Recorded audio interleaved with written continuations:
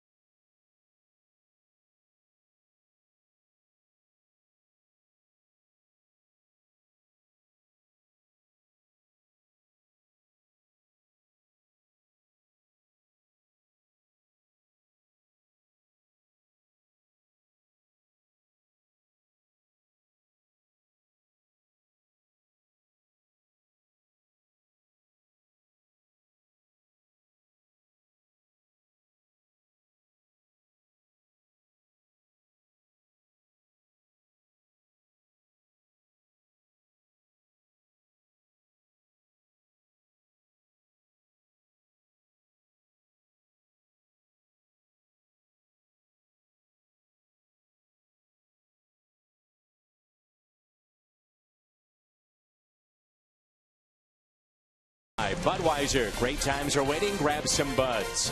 By Dobbs Tire and Auto Centers, #1 for quality tires and expert auto service. And by Steak and Shake, life needs flavor. A lot of green in the stands today. Happy St. Patrick's Day, and glad that you're with us from Lakeland, Florida, the spring training home to the Detroit Tigers. And there's a look at manager Mike Matheny, first season with the Redbirds. And the Cardinals this spring check in with a record of 6-5-1. Here's a look at Mike's lineup. Tyler Green will lead it off. It's been a struggle this spring so far. Rule 5 pickup, Eric Komatsu. Then Matt Holliday and David Freese. Lance Berkman, the switch hitter. Shane Robinson, Tony Cruz, Daniel Descalso, and Brian Anderson. The Cardinals face a lefty Al this afternoon, and that's Adam Wilk. Adam Wilk has an outside chance at the 5th spot in their rotation. They have 4 solid right-handers. He's a crafty left-hander, doesn't throw particularly hard. The changeup is his best pitch. He must keep hitters off balance. If he does so, he'll do all right. But if he has to pitch in the middle of the plate, he'll have his problems. Wilk the lefty, and the defense behind him. Delman Young is in left. Austin Jackson in center. Brennan Bosch over in right. Cabrera, Peralta, Rayburn, and Kelly along the infield, and Holiday is behind the plate.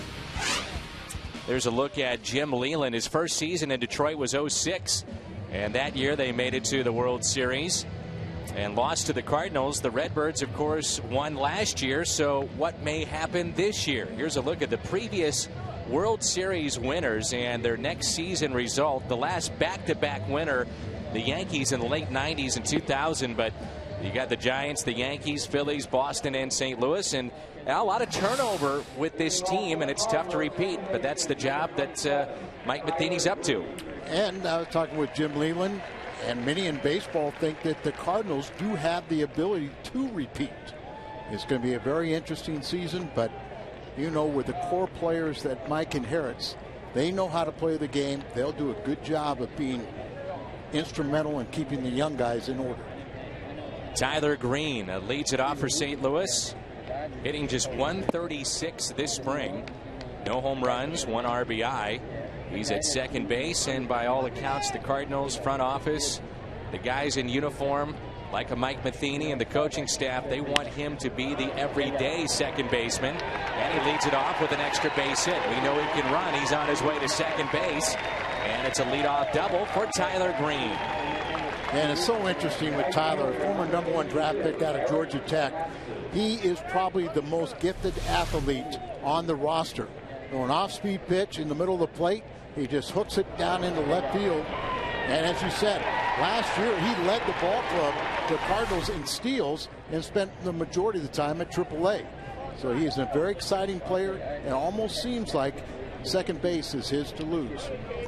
Leadoff double brings in Eric Komatsu, who's trying to make this club Rule 5 pickup for St. Louis.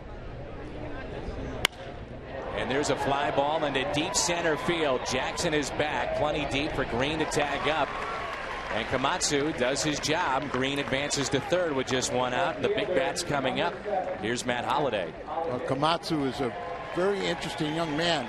Rule 5, meaning he has to stay the entire year with the Cardinals or clear waivers and being offered back to Washington. But he has really opened up the eyes of a lot of people, saying he can play baseball. Really an odd year. A season ago for Matt Holliday, the appendectomy, dealing with injuries, and a guy that has not been injured all that much in his career historically. And here in the first inning, Jim Leyland will pull his infield in with Holliday up. Big rip and foul back. That had to scare a few of the infielders.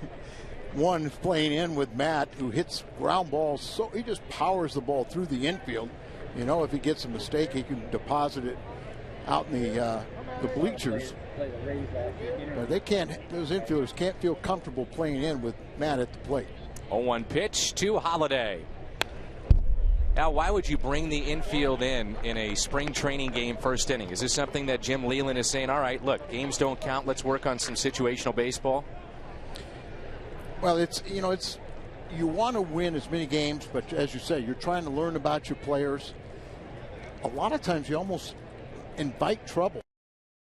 The guy has the ability to work his way out of it. 0-2 to Holliday. Wasted up and away. You mentioned he does not throw hard. He'll top out at 91. He's consistently at that 88, 89 range with his fastball. And as you mentioned before, this is a big start for him, trying to become the 5th starter in the rotation. It's his first start of the spring, but Jim Leyland's kind of said, hey, don't worry about this whole cast of left-handers I've got. You know, they may start one game, they may be pitching late relief, the next middle relief, but I'm trying to find out. He's got 4 good right-handed starters.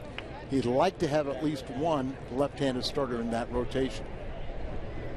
In his bullpen, a couple lefties, Koch and Schlereth, and maybe Wilk. It's fouled away. 3 minor league seasons for this lefty. He had 257 strikeouts and only 45 walks. So you don't see many walks, and despite the fact that he doesn't throw hard and is not overpowering, he will challenge hitters. 2 years ago, he was Detroit's minor league pitcher of the year when he pitched at AA. Last year, AAA and the big leagues. And another 2-2, and Holiday hits it out to deep left field. Track wall goodbye. 2-0 St. Louis. Matt Holiday goes deep, and his second home run this spring.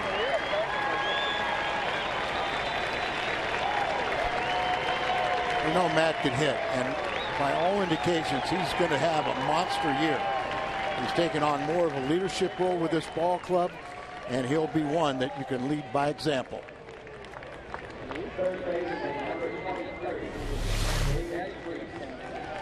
See an off-speed pitch.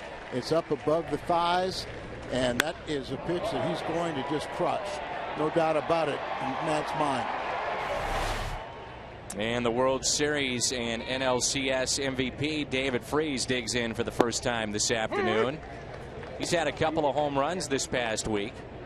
And there's a look at his numbers from a season ago. And Al, you know you'd love to see more than 97 games played injury-free to see what kind of numbers he could put up. Well, obviously, and as you said, his injuries have been legit. Ankle surgeries, the broken hand, being hit by a pitch last year. Has not played over 100 games yet at the major league level, and everyone's drooling to see what his numbers would be if he did so. And on the hands and fouled back, he had 50 total bases in the postseason, the first major leaguer to do that in the month of October. And everybody still buzzing this spring about his Game 6 heroics. Yeah, just think about that Game 6. If it would have been managed like during the regular season, Descalzo would have gotten those at bats. Yeah. He would have been in for a defensive replacement. A high fly ball into center, and Austin Jackson puts it away for out number 2. Well, you bring up an interesting point, because there are some that now believe, Al, that it's inevitable that you'll see the DH across Major League Baseball because of the fact that interleague play is here to stay. You'll even up what you're having in the National and American Leagues next year, with Houston going to the American League West. And so the idea is, okay, create more jobs for players. Player Association will agree to having a DH. And like you said, if that was the case, you know, Game 6 would have been completely different if the DH was in play. Sure. Well, think about this. Negotiations with the Cardinals and maybe Milwaukee would have changed if you would have known that you're going to have a DH as soon as next year, all throughout baseball. Sure. Thinking of Albert and Prince Fielder. 1 ball, 1 strike on Lance Berkman. Out in front, and a high fly ball out to left. Delman Young is there and puts it away. Matt Holiday, his second home run this spring. RBIs 3 and 4 after a half inning, and that sweet swing. 2-0. Redbirds on top.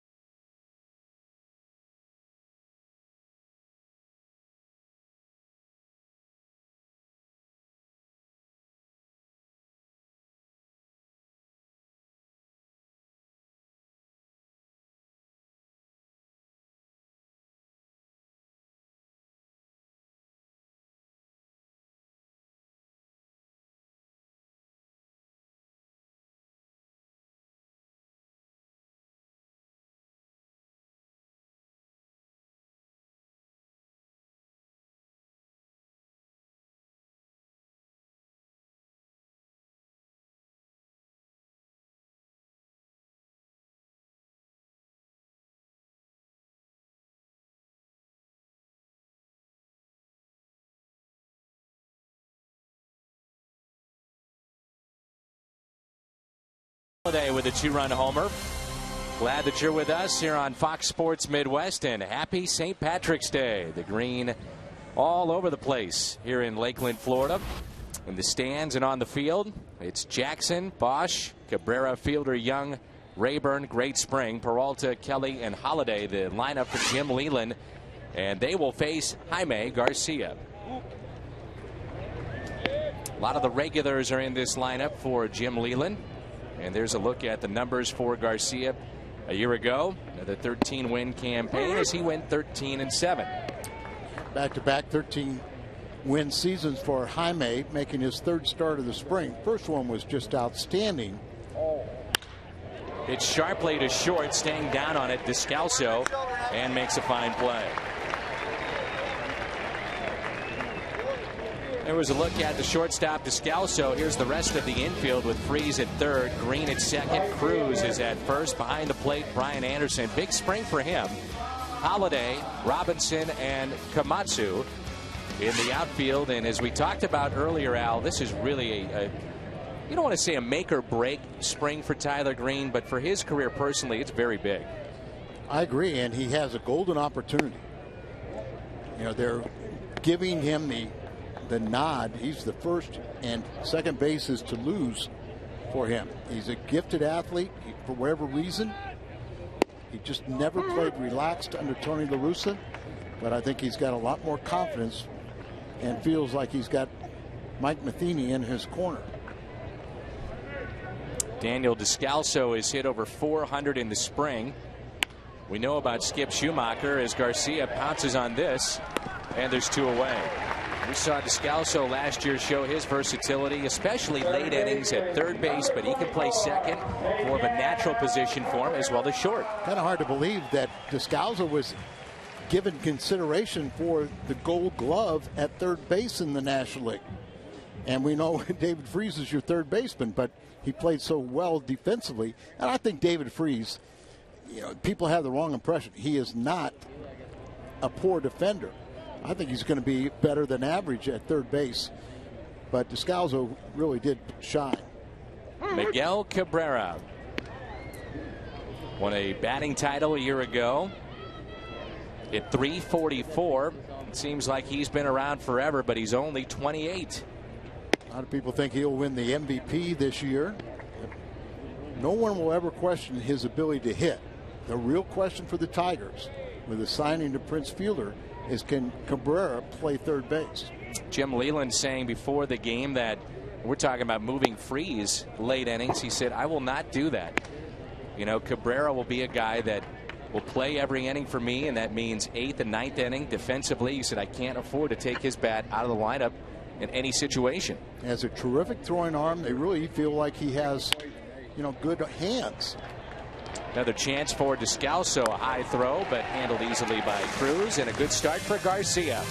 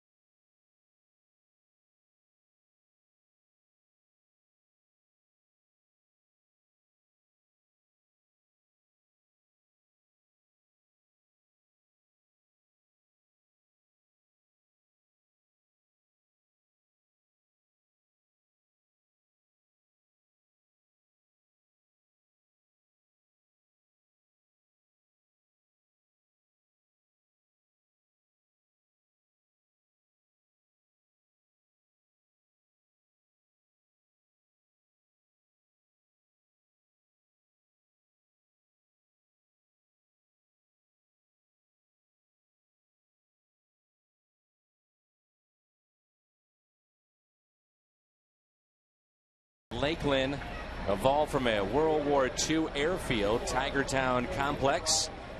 And Detroit, actually the longest running relationship with a spring training town. They've been here since 1934. Long time here in Lakeland. 2-0 St. Louis. Matt Holliday with a home run as Shane Robinson looks at a strike at the knees. Underway here in the top of the second. Robinson, then Tony Cruz and Descalso. Shane Robinson has hit 300 this spring, and most surprising is 7 RBIs. Cardinals a year ago made it as the wild card, 90-72. And then the magical postseason run. Up the middle it goes, and it's a base hit, an 0-2 pitch. And a little bouncer up the middle and a base hit for Shane Robinson. Dan, here's the situation. It's 0-2 and you give up a hit, but it's a ground ball hit that just goes right over the mound. Pitcher doesn't field his position, goes on through. You know, this type of pitcher is wanting to get ground balls. First inning he had 3 fly ball outs. I'd have to say that is not what they want to see from him. One of the question marks for the Cardinals this year, the backup catcher spot. Last year, Gerald Laird behind Yadier Molina, and Laird is now with Detroit. Let's take a look at this lefty. Wilk, who learned from Kenny Rogers, he said a better pickoff move. Kenny Rogers earlier this spring was with the Tigers, invited in as a guest instructor, and Kenny had one of the best moves in baseball for a number of years. He, along with Andy Pettit, who is now back with the Yankees. Just watched Shane Robinson, the runner at first base, and took his initial lead and was going back to the bag as the ball was going to the plate. Cardinals last year were 29th in the major leagues in stolen bases, only 57 as a team. Think about an imaginary plane running right through the core of the pitcher. If he brings that front leg and it bends and breaks that plane back towards second base, he has to go to the plate. As a base runner, if he brings that leg straight up, you're in no man's land. You know, he can still go to the plate, but he can also go to first base.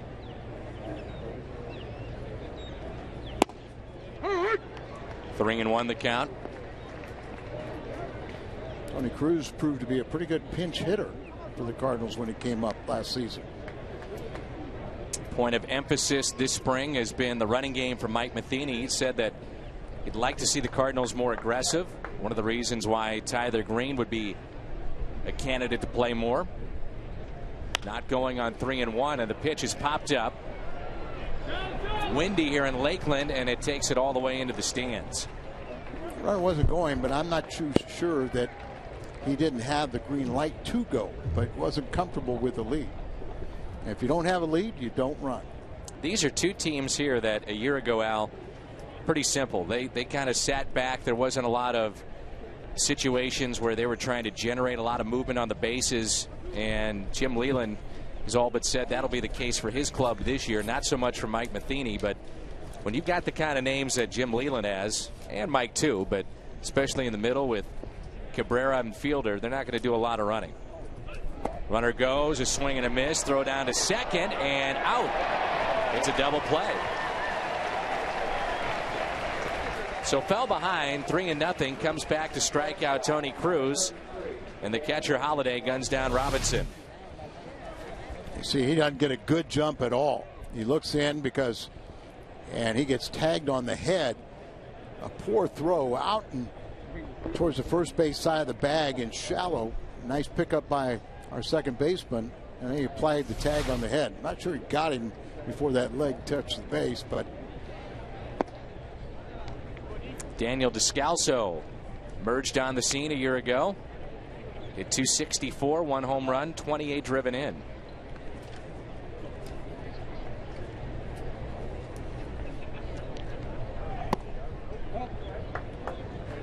Talking with Lance Berkman today, he said the Cardinal organization has an awful lot of Daniel Descalsos. You know, guys that really know how to play the game, can be winners. but are not necessarily going to be a star player. But when you put them all together, they know how to play the game properly. Vital role last year on the team,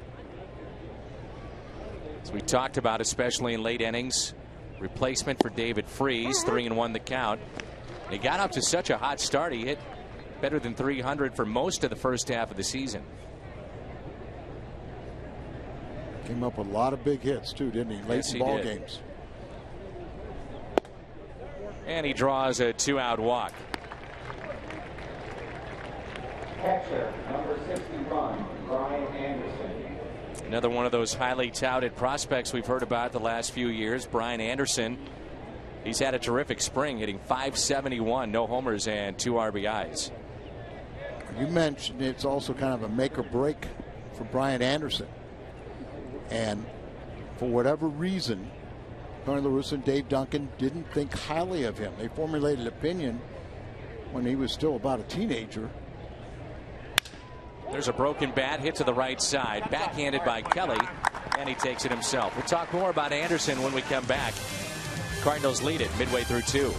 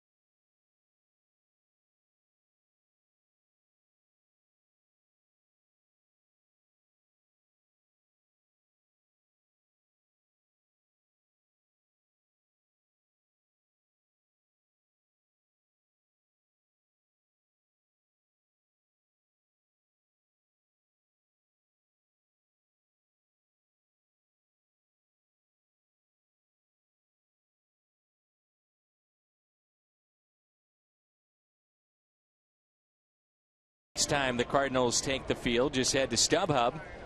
Easy to find the seats you want to Cardinals games all over the place throughout the country. Glad you're with us here this afternoon. Check out those tickets on StubHub. That's Carter on top of the roof. Happy birthday to Carter, who just turned 68 and working here this afternoon as we get our first look at Prince Fielder wearing that Tiger uniform. Fielder signed a 9-year deal in the offseason. And a lot of these fans, and even those that have been in the organization for a number of years, have seen him swing the bat as a little kid. Following Pops. Cecil Fielder. There's a look at the all-time ranks in Brewers history. Second in home runs.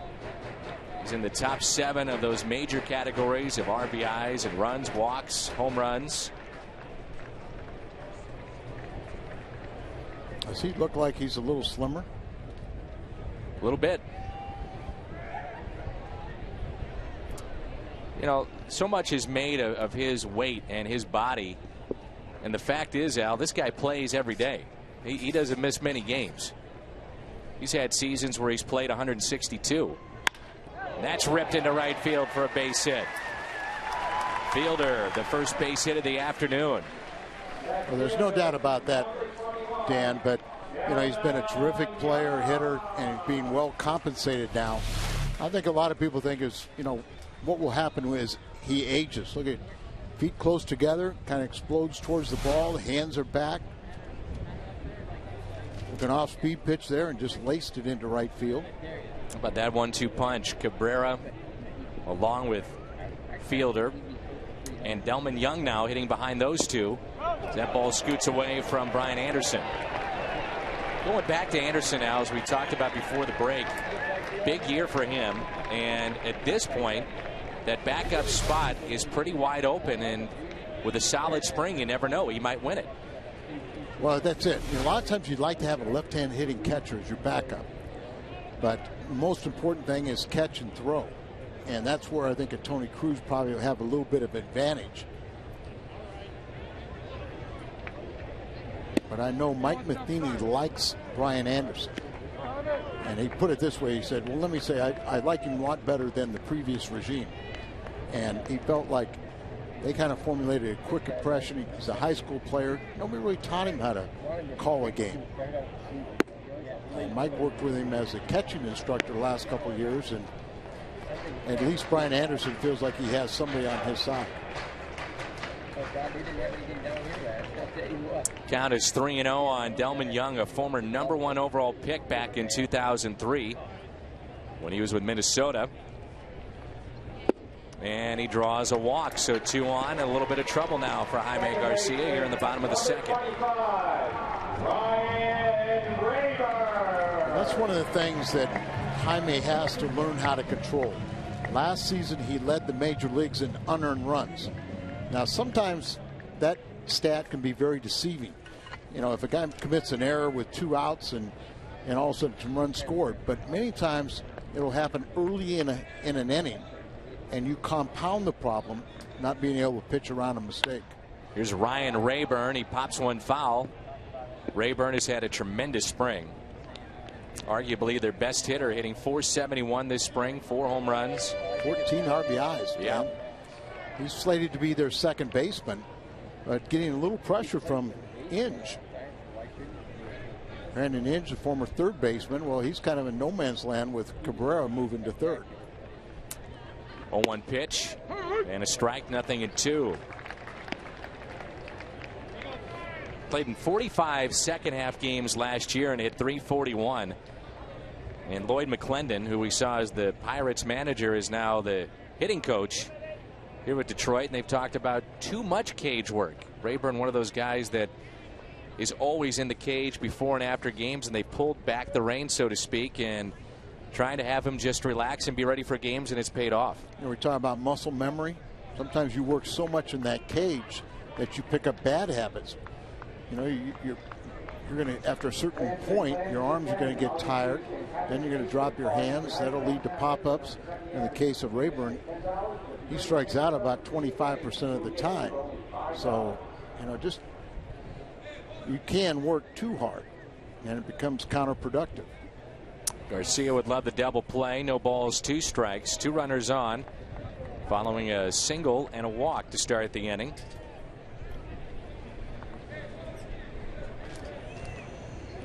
And a swing and a miss, strikeout. The first of the afternoon for Garcia. Good breaking ball. When Jaime keeps that ball down, doesn't matter what pitch he throws, they all have terrific movement. Off-speed pitch there, and he gets him over the top. Brings in Johnny Peralta. He'll be their everyday shortstop. Hit a career best .299 last year, and became a first-time All-Star at the age of 29. He also knocked 21 out of the ballpark, so he's got some pop as well. Looked like he was swinging for one, too.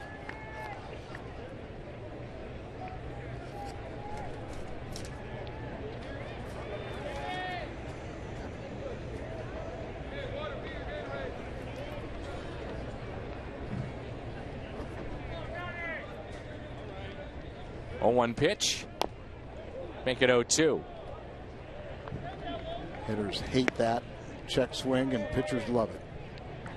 Longtime baseball man there, Gene Lamont, third base coach.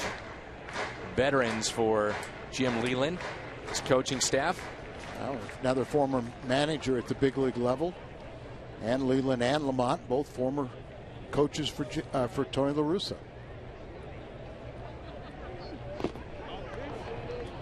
Very good question here would be for your third base coach, and they have to deal with this all spring, various teams and various superstars, but how aggressive do you want to be with a guy like Fielder running from second? Now, there's something to factor in there as he fouled that ball off his foot at the plate. But the good point is, and because of spring training, you just say, take it easy, big guy. But yet, on the same time, you just alluded to the fact that he plays every day. So he's had to score from second base on other occasions. 2 balls, 2 strikes, outfield and especially in center, shading Peralta a little bit to right. This is a Tigers team that last year at 95 wins, they won the American League Central by 15 games. That was their first division title in 24 years. In 06, they made it to postseason play as the wild card. Beat the Yankees in 5 games in the division series and then lost to Texas.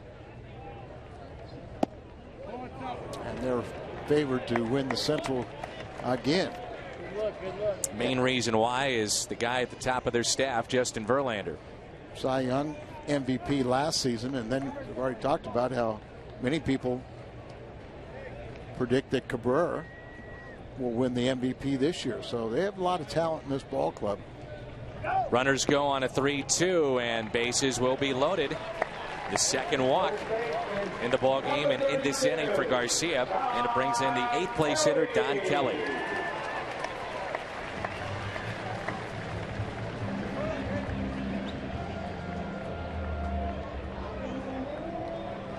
Verlander last year, if you include the postseason, 272 innings.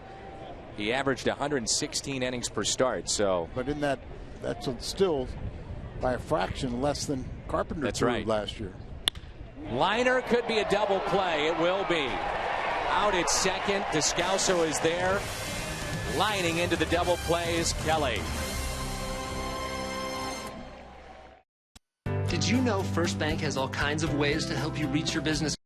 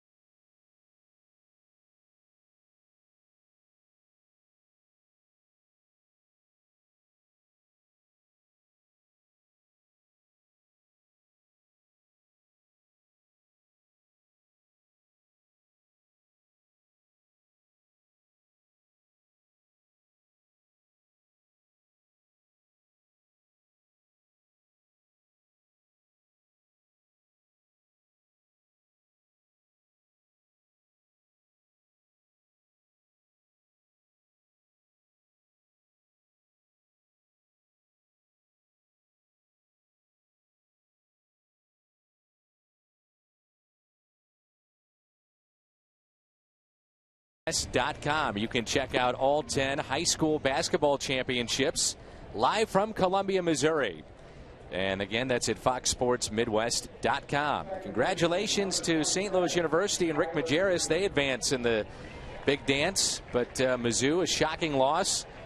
A lot of stunned people in Columbia, I'm sure, today. I would imagine every Cardinal player's their sheet is kind of messed up, isn't it? That was a bracket buster, no doubt about it. I wonder if John Jay got beat up. John Jay is a huge Missouri fan because of Frank Haith, who used to be the head coach at Miami. And John got a chance to get to know Frank Haith pretty well. Tyler Green, second plate appearance for Tyler. First pitch, a strike. Now it's 0-2. Green doubled and scored back in the first, and a home run by Matt Holliday. clubs wearing the green jerseys, St. Patty's Day, and what a special day this is. And of course, congratulations to you on tomorrow. Birthday time. Birthday time for Big Dan. 0-2 pitch, and Green, base hit out to left. He needs a ball game like this. Maybe gets him going the rest of the spring. He's 2 for 2. Right fielder, number 82, Eric Komatsu. Tyler Green, he doubled first time and scored the first run of the game. Came home on the 2-run home run by Holiday. Now a single to lead off the third. But how about this? You got fans all over the country, don't you? Look at that, Dan. Who is that from? It's from Carol. Is it really? Yep. Carol, a longtime employee at American Airlines. It's helped us out. Yes. So many times. Here's a little bouncer right side. I think Kim Everly from Fox Sports helped her get the pitcher. What a great looking pick it is.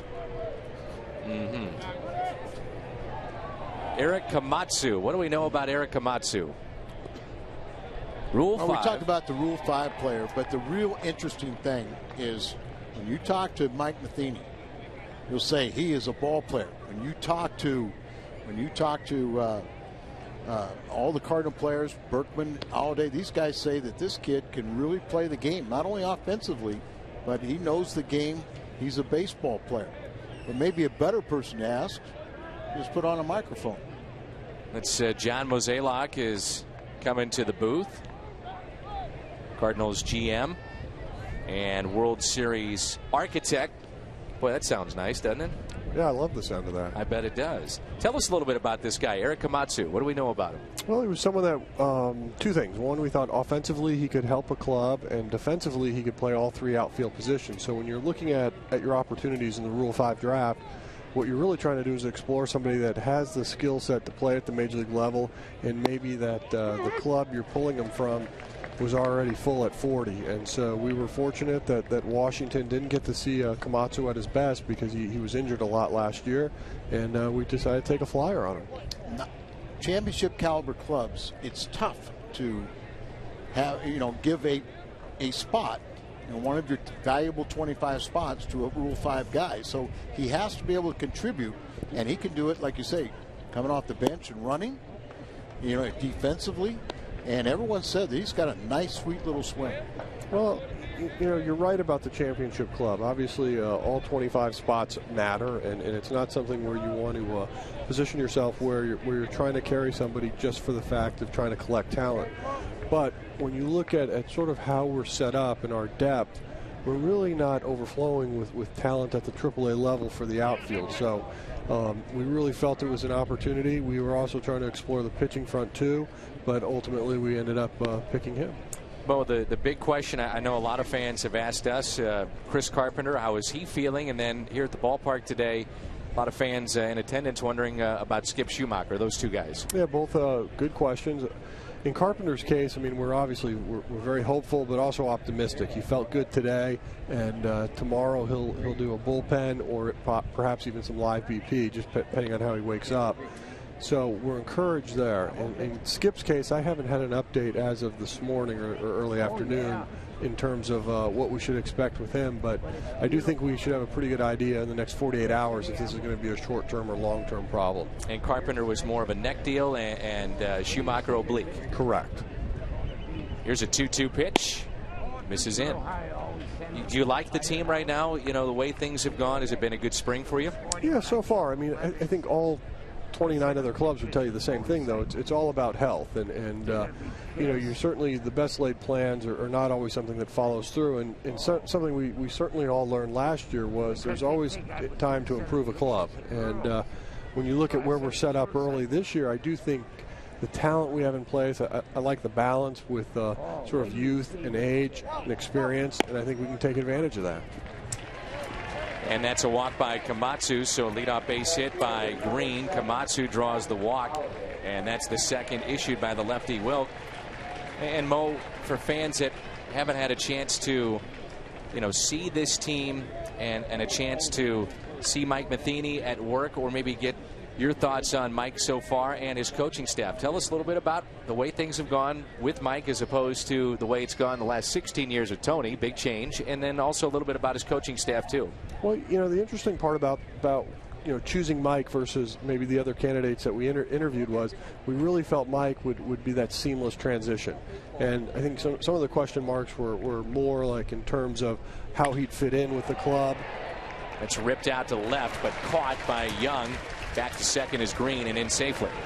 But when you look at bringing in some of these new faces as far as the coaches and adding that energy to the staff, I think you can really feel it around our camp right now. And I think when you speak with players, that it's a real positive vibe going on. And it's not to take away from what we had in the past, because Tony and his staff did a wonderful job. I mean, Tony's a Hall of Fame manager.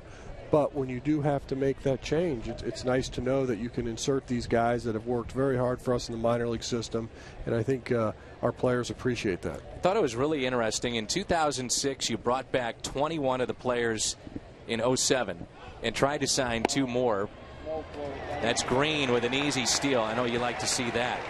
But to follow up on that, you've had major turnover with obviously the coaching staff, but also some of the players. Is that something that was by design? Yes and no. There's no doubt that when you look at sort of what happened in 06 to 07, we wanted to make sure we didn't repeat that. But also, a lot of this was not necessarily intentional.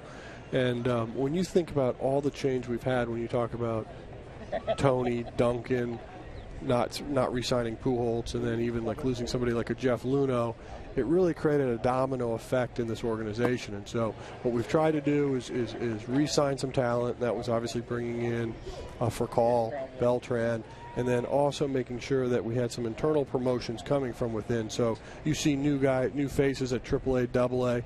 Really, we only have one returning manager, and that's at Batavia. So I think that just the atmosphere in this camp is just there's a lot of excitement because everybody has new jobs.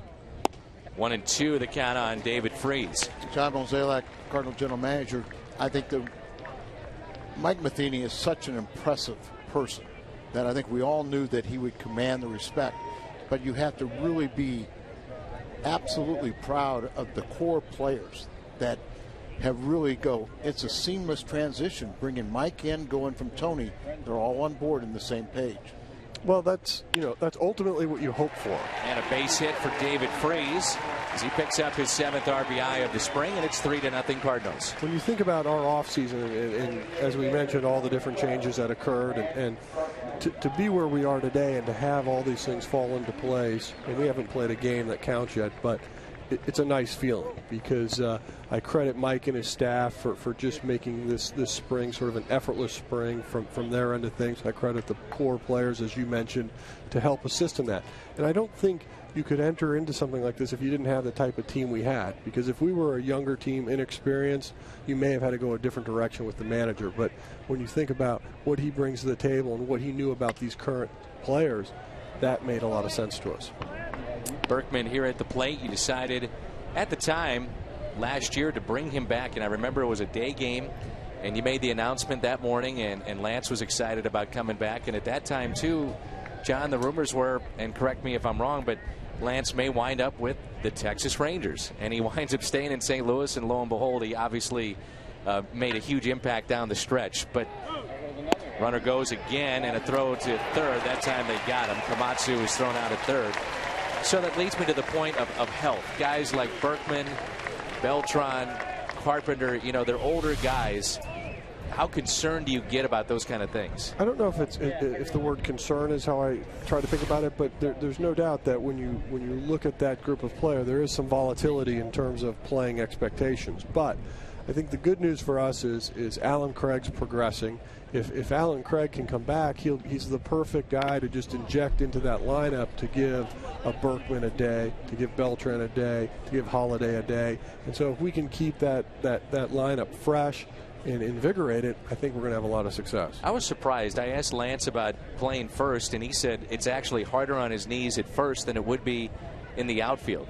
Does that surprise you at all that he would say that? Not really, because if you think about the movement you have to do as an infielder, you're always going. And of course, if you're holding a runner on, you might have to be coming in on bunts, and whereas a right fielder may not even move. So just the activity level, I can see it's more intense.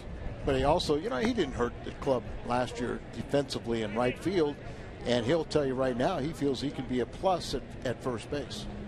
Well, that's and plus, you know, think about putting Lance Berkman at first base. I mean, whoever plays first base after Albert's career is not some easy shoes to step into, but if anybody can do it, it's somebody like a Lance Berkman, because these things don't seem to bother him. That's a base hit out to left. Extra bases here for Berkman. No, he'll stop at first, looking ahead at Freese, who stopped at second. And with 2 outs, there'll be 2 runners on for Shane Robinson. Picked up a single his first time up, and here's a look at the switch hitter Lance Berkman. And such a pretty swing right-handed, or excuse me, left-handed, and then it's a little different as he gets that ball and then really kind of hooks it. Uses the wrist to roll over and pull it into left field. How about, you're talking about first baseman, how about Adams? You know, he's a guy that had a great year a season ago, and it looks like pretty good spring so far. He's had a wonderful spring, obviously named Texas League MVP last year, so he's trending in the right direction. I think the key for him is being allowed to get this major league camp experience, understand what it takes to play at this level, because there's no doubt when you look at a game at AA versus a game at the major leagues, it's all about the speed of the game, the pace of the game, and he has to catch up to that. But from an offensive standpoint, he can hit, and knowing that we have that in our system is something you can be very excited about. Is it a situation, Mo, that you would potentially, and this is fisted out to shallow right center, Jackson though makes the catch on the run? Can we keep another half inning, or are you out of here? He's going to stay. Oh, it's nice and cool up here. Outstanding. It's a beautiful day here in Lakeland, Florida. Glad you're with us. Our first game of the season here on Fox Sports Midwest.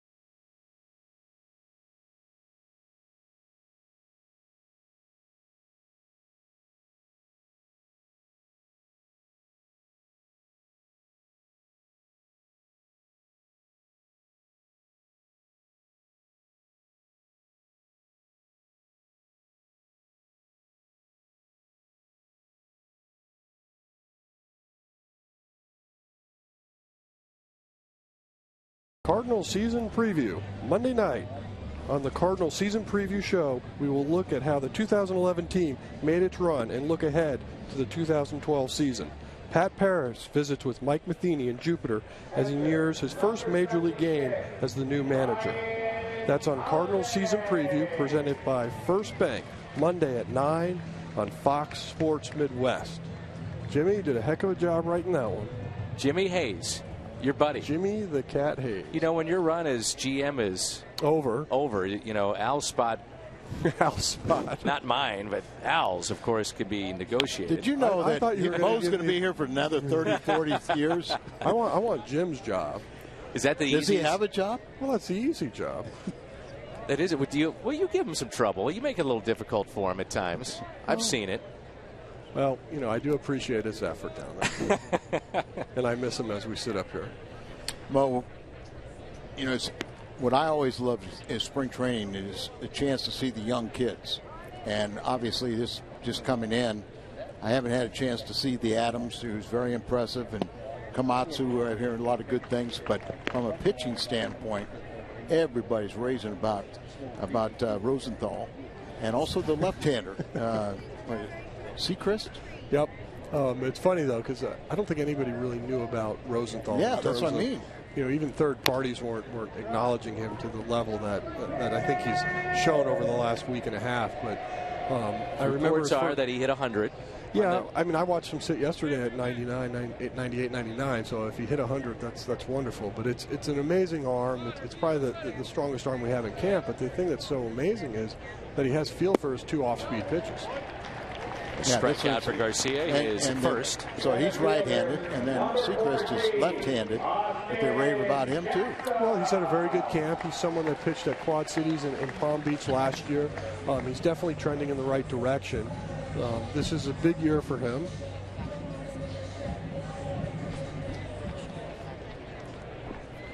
Okay, so, but when you look at right now our talent and what we have in the minor leagues, we're definitely pitching strong.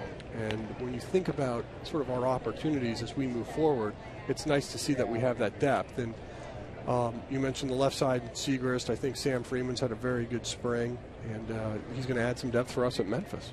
Top of the lineup here is Austin Jackson, and we were joking before, and that's a nice play at short by Descalso, but we were joking before about the relationship that you do have with Jim Hayes, and we mean it in all sincerity. It's a great relationship between Fox Sports Midwest and the Cardinals, and obviously we're very excited to be down in Florida. Extra spring training games this year, and it's been a lot of fun. I mean, especially when you think about the reigning world champions, it's always nice to be associated with that, and this has got the potential, Mo, to be a lot of fun. And I was talking to a couple of the scouts before the game, even minus Pujols. They say at this point they feel the Cardinals are a better team right now than even you were at the end of last season. Well, I do think when you look at it from sort of like where we were in August and what we've gained since then, and I don't really look at it in terms of the players we've added, just look at having a healthy David Freese. Look at it in the sense of that bullpen now has really almost 2.5, 3 months of very competitive baseball under their belt that they ended up performing so well.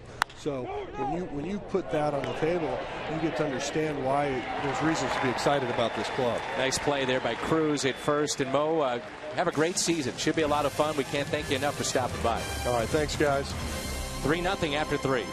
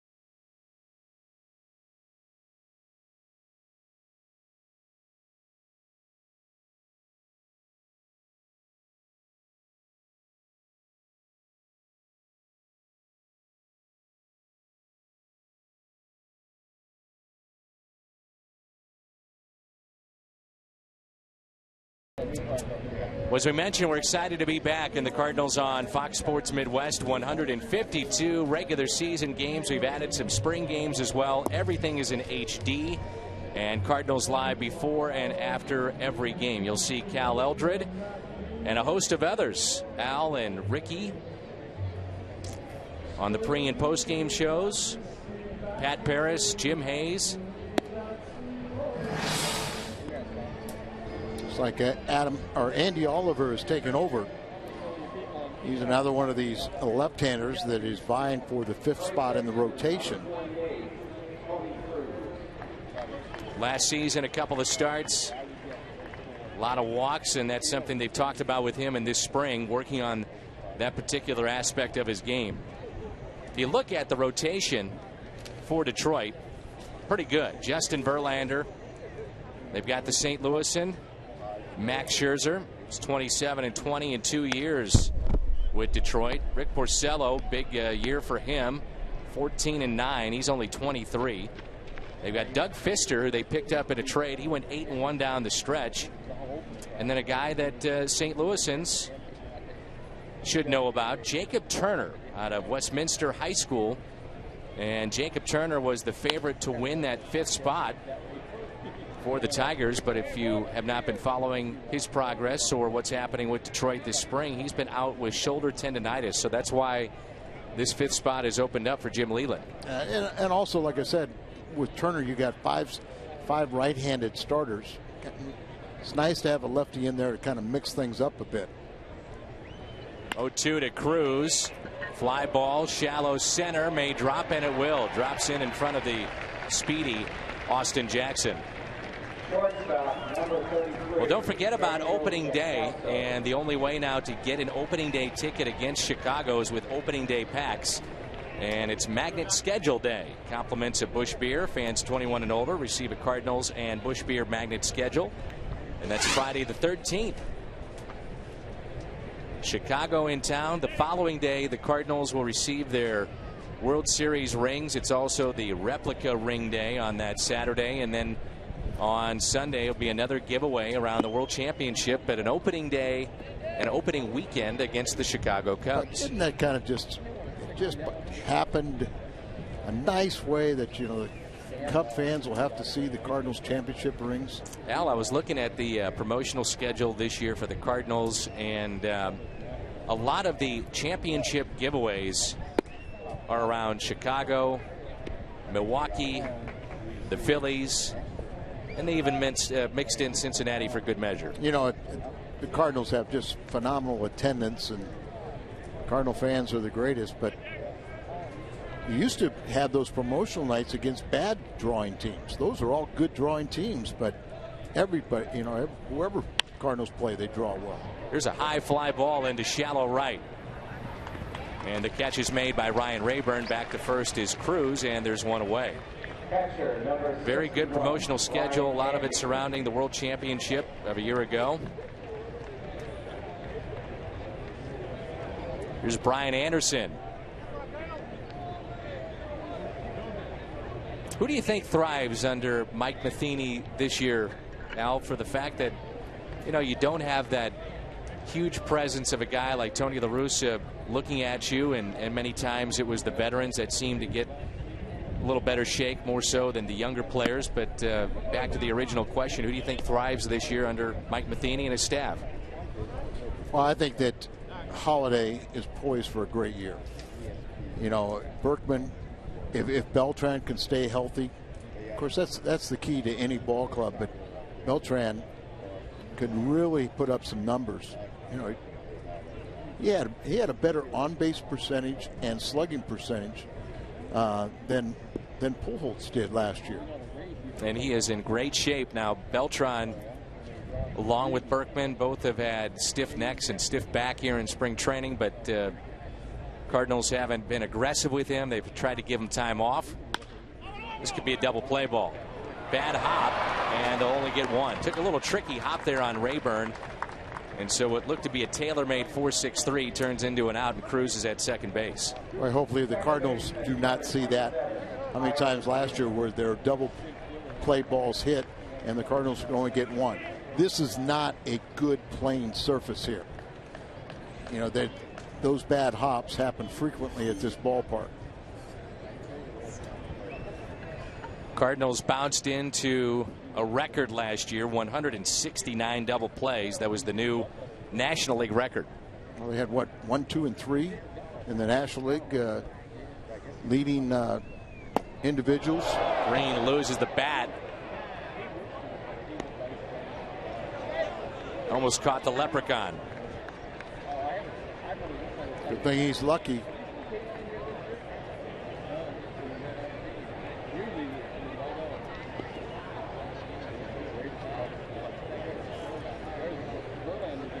Now you know what happened to Lindsey Nelson's sport coat.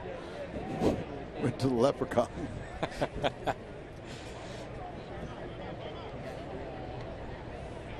Here's the 0-1 pitch to Tyler Green. In the dirt. Green, a good day so far. 2 runs scored from the leadoff spot. A double, a single, and a stolen base. That's what he needs.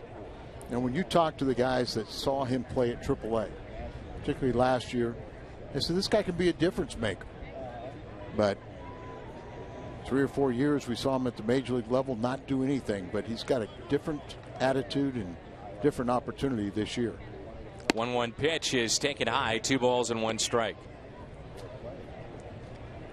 Did you say he had a very difficult time playing for Tony La Russa? No doubt, and this is one of the guys that you just get the feeling that he would play more relaxed under Mike Matheny.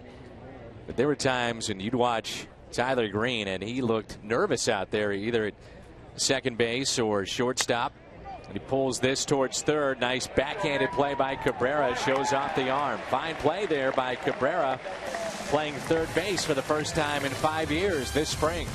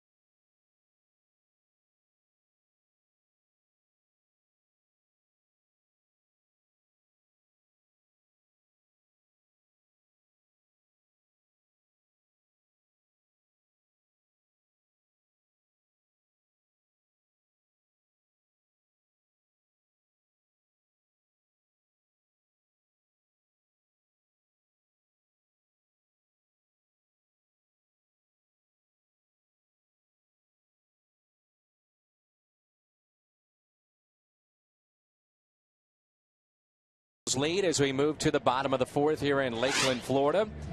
And Cardinals Magazine is celebrating its 20th anniversary and remains a true keepsake for baseball's best fans. And you can get a subscription right now. 314-345-9303. 314-345-9303 or visit Cardinals.com. And one of the things that the Cardinals have done, Steve Zesh and his crew, the publisher of Game Day Magazine, they have a commemorative issue that is available right now. And it has all the behind-the-scenes photos of the White House visit, being on the charter with the guys as they were getting a look at the rings and some of the types that they might be able to get at that point.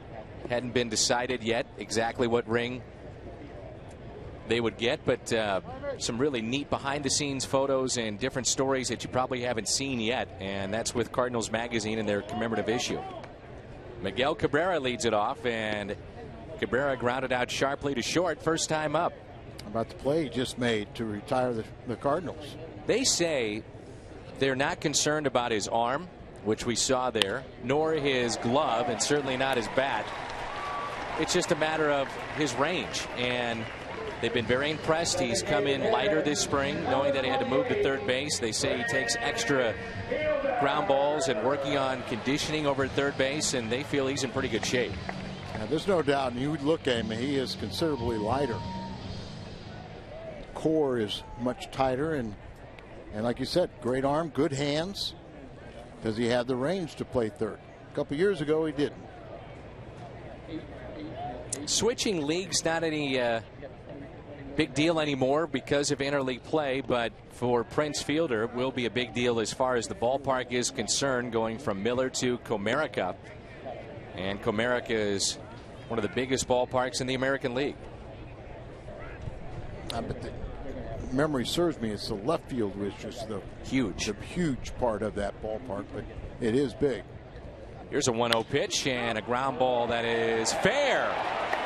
And down into the corner. Fielder will dig for two.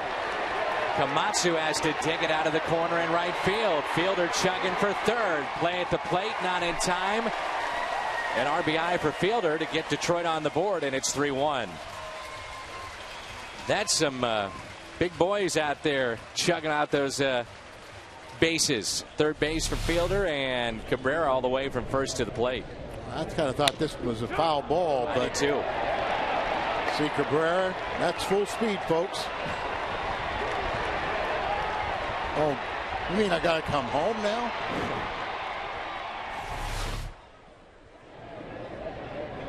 RBI number 5 for Fielder this spring.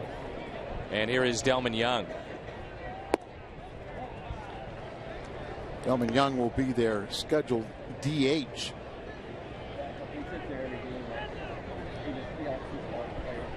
A pretty good power and the ability to score a lot of runs.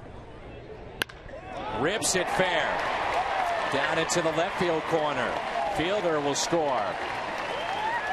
And Young on base for the second time.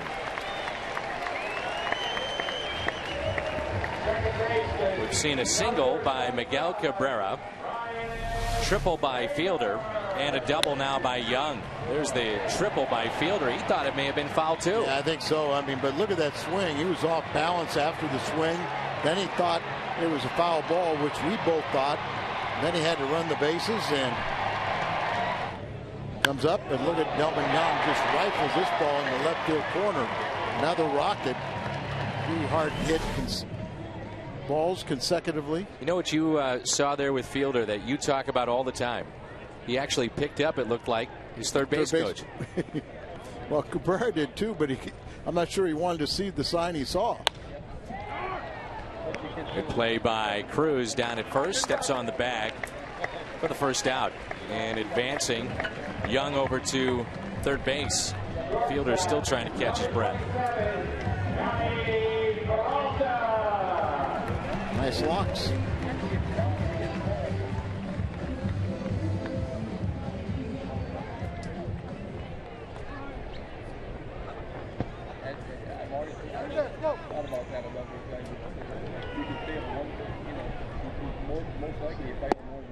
A breaking ball is taken low. Detroit gets on the board here in their half of the fourth.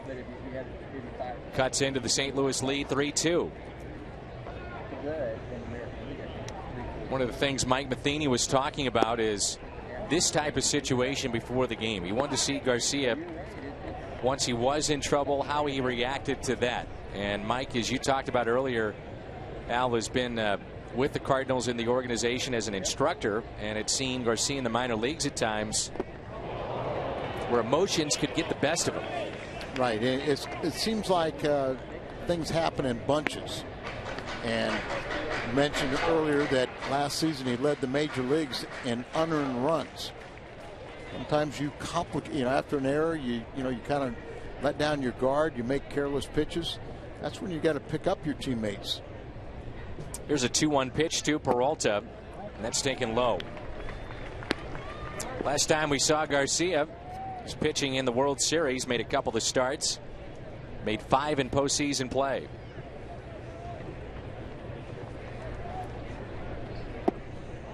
And it's another walk.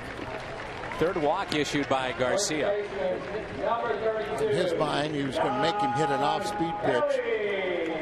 And now it's not the worst thing if you make a good pitch. You got a double play situation, get out, keep that runner stranded at third. Cardinals elect to bring the infield in. Now the middle infielders will back up potential at that double play. And you touched on it. Not that Mike Matheny wants to see any pitcher have a rough outing, but if it does happen, you want to see how a guy deals with it. Now you'd rather see it from the young kids than one of your starters like Garcia. But still, you got to find out, can he battle his way through it? Here's a ground ball. Cruz steps on the bag. And out. Run does score. It does score. So the run scores to tie it up. This turns into a double play with Cruz stepping on the bag. And then the rundown allowing the man from third to score. Tied up after 4.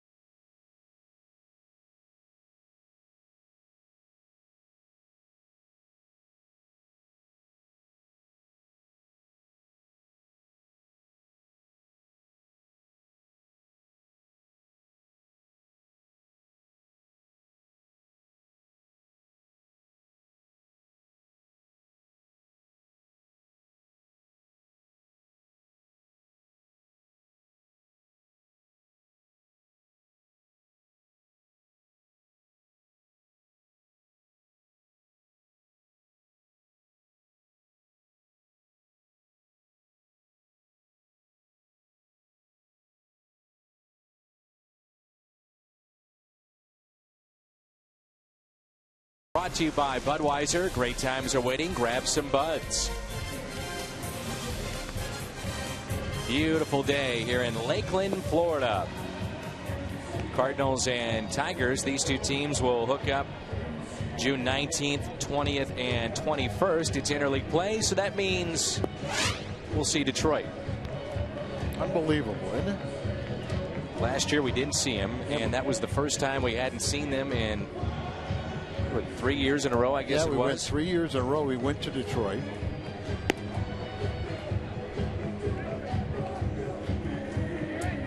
Blues hockey later tonight. Blues will be in Tampa. And good to see Chris Kerber, the voice of the St. Louis Blues, made the trek here to Lakeland to check out a little baseball. Blues have been busy, and they're having a tremendous season. Nice article on Hitch in the Sports Illustrated. Ken Hitchcock, they got him out of retirement, and this team just took off. A lot of talent. See, old guys can mellow. Not all of them. I've been around you too long, Al. 15 years now for you and I together. 15. And how many years for you doing Cardinals baseball? I ran out of toes and Is this fingers. year number 30? 29. 29. Somewhere in that vicinity. Good for you. Eric Komatsu leads it off. 3-3 game here in the top of the 5th. No, you lose Albert Pujols, and it sounds crazy when you say that the team might be better than they were at the end of last year, but you get Adam Wainwright back. You've got Carpenter. You've got Beltran. You've got that guy back, Matt Holliday. I mean, the team is very, very good. Right side of the bullpen is loaded. You know your lefties. I'll touch on it this way. You know, look what the valuable experience all these players got in that stretch run and the World Series run. But think about what we think of now: Freese, Alan Craig, all the subtle roles in the bullpen now. I mean, isn't it fun or funny how people say, oh, the Cardinals had a great season last year? Well, no, they didn't. They had a great close and postseason run, but there's a lot of frustration for the first 4 months. Here's a 2-2 pitch to Komatsu. Taken low. And this year, the added wild card in Major League Baseball, so it creates a 10-team October. Idea is that you'd have more drama, but then fans will say, wait a minute, you had pretty good drama on game number 162. Boy, they really did. And all that drama that people arguably have said it was the greatest single night in Major League history would have gone for naught, because Cardinals would have qualified, so would Atlanta. And they were saying there's some scenarios there in the American League also. Boston, Tampa Bay. Sure. Boston lost on the final night to Baltimore. Tampa Bay walk-off homer to propel them to postseason play. The 3-2 pitch. Some English on that hop. Peralta makes the play, and you get an idea there of Komatsu, and he can run a little bit as he got down the line and made that close. He's 0 for 2 today, and it brings in Holiday.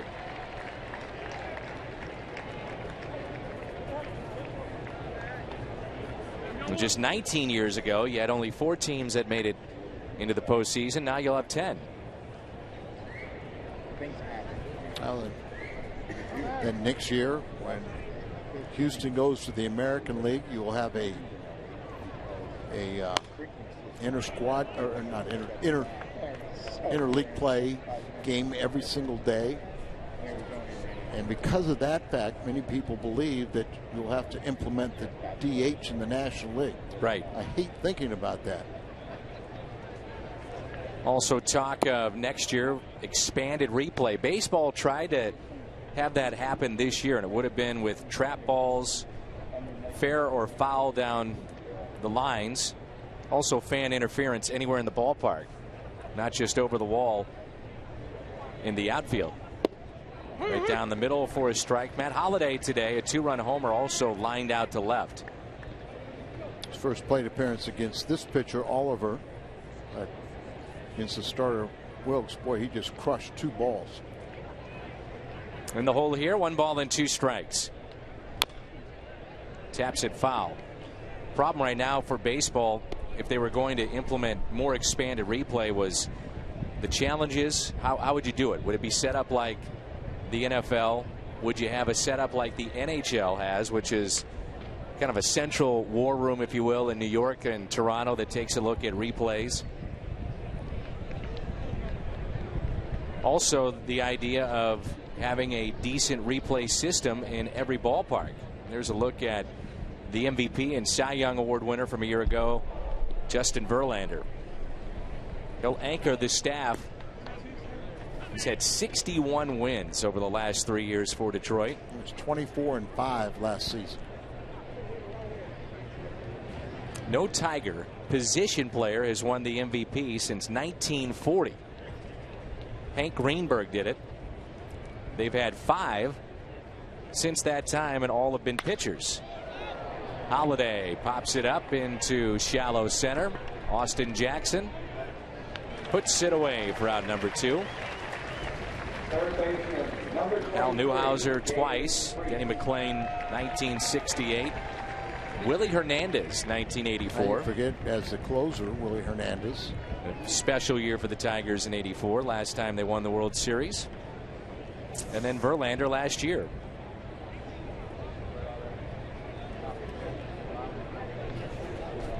Here's David Freese with 2 down and nobody on. The carryover effect of last year's postseason play.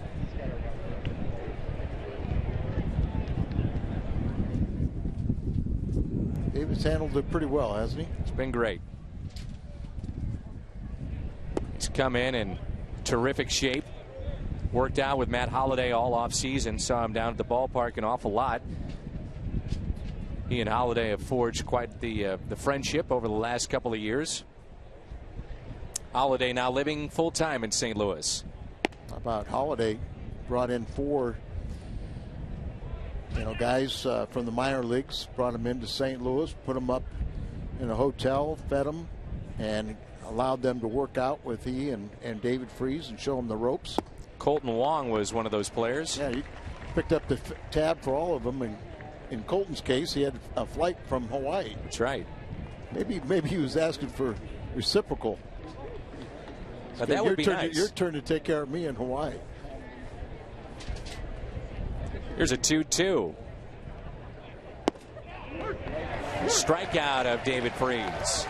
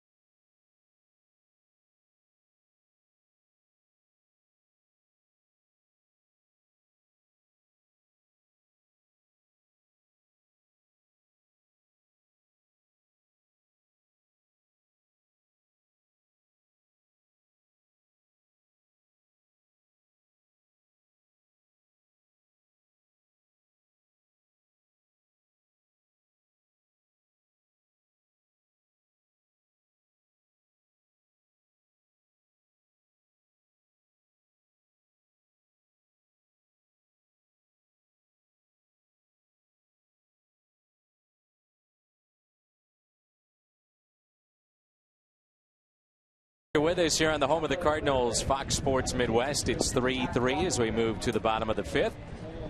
Here in Lakeland, Florida. Just down the road is Kissimmee, home of the Astros. Cardinals will see them this week.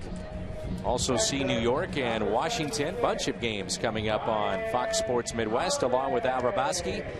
I'm Dan McLaughlin. You'll see Rick Horton this week, and great to have back Brian McCann, who works in our truck. Guys behind the scenes that really make this happen. Mike Helling, our producer. Tom Mee, our director.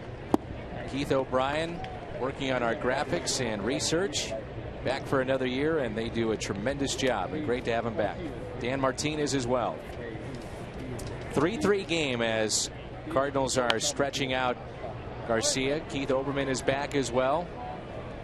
We get a lot of questions about Keith Olbermann. Is that the Keith Olbermann that we see? That was formerly of Fox News and ESPN and a host of other outlets, and no, it's not. It is not the same Keith Olbermann, but those two have similar beliefs. 1 ball and 2 strikes. Brian Holiday, the catcher.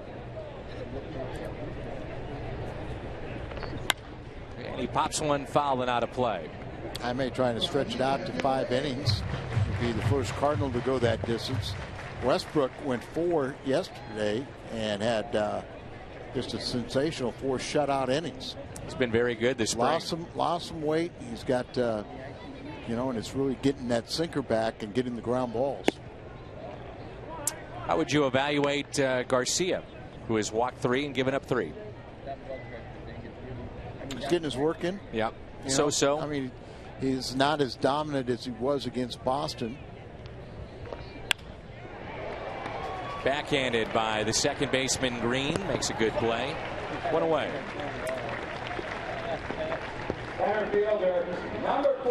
Say Tyler's really been very good at the pivot man on double play balls, and a couple times they thought that he would not make double plays that all of a sudden, because of his strong throwing arm and his quick feet, he was able to turn to. A couple of changes for St. Louis this inning. Velez has taken over in left field, and Matt Carpenter has got a shot to make the club. Very close last spring. Is down at third to take over for David Freese. So those two changes for the Redbirds, as the outfield is straight away for Austin Jackson. Jackson burst on the scene a couple of years ago, and then last year his average dropped 44 points. Really trying to cut down on his strikeouts. The last 2 years he's had 351 strikeouts from that leadoff spot. But boy, his defense will keep him in that lineup. He is their top base stealing threat as well, 49 of 60 in his career. And this is a team, as we have talked about, they don't run an awful lot. There's a line drive out to right, pretty well hit. Let's watch him run here. On his way to second base. And he'll stop there. We've seen Dexter Fowler of the Colorado Rockies, and he's got that long stride. And same with this young man, Jackson. He can fly. Not so the ball got over his head, but keeps a speedy runner to a double. Mike Matheny out to the mound. We'll see if this is going to be it, and it is for Garcia. There goes 4 1/3. Longest outing by a Cardinal pitcher this spring. Cardinals have brought some major league relievers, and we'll find out about the change when we come back. Garcia is through. 3-3 here in the bottom of the 5th.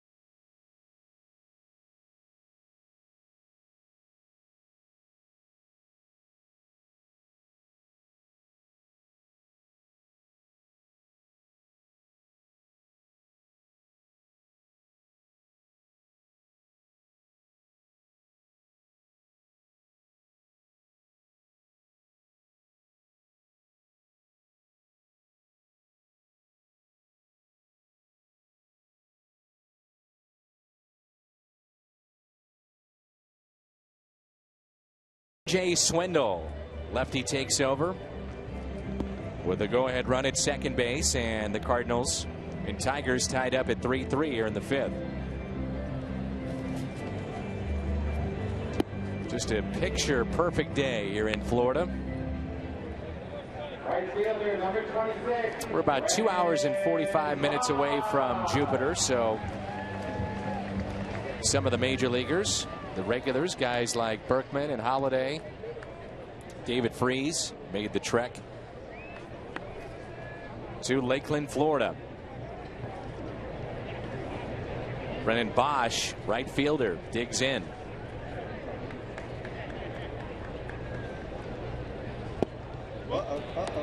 And that scoots away from Anderson. We've seen that happen now for the second time in this ball game. Little things like that can add up, Al, as to whether or not you make a club trying to make an impression.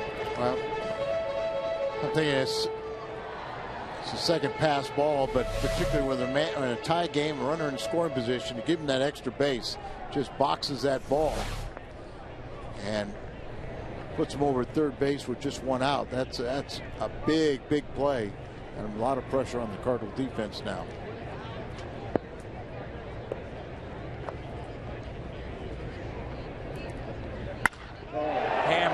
center field. Robinson back. He'll make the catch on the run. Runner from third will tag up. And it's now a 4-3 Detroit lead. That pass ball comes back to haunt Brian Anderson and the Cardinals. No doubt about it. Would have tagged up and gone to third base, but we'd still have a tie game and 2 outs. But with the pass ball allowing Jackson to go to third, the sac fly breaks the deadlock. Miguel Cabrera last year became just the 5th Tiger in franchise history with 100 runs, 100 RBIs, and 100 walks to go along with that .344 batting average. No doubt he can hit. What kind of protection is behind him? Well, he's got Prince Fielder this year. Goes the other way for a base hit.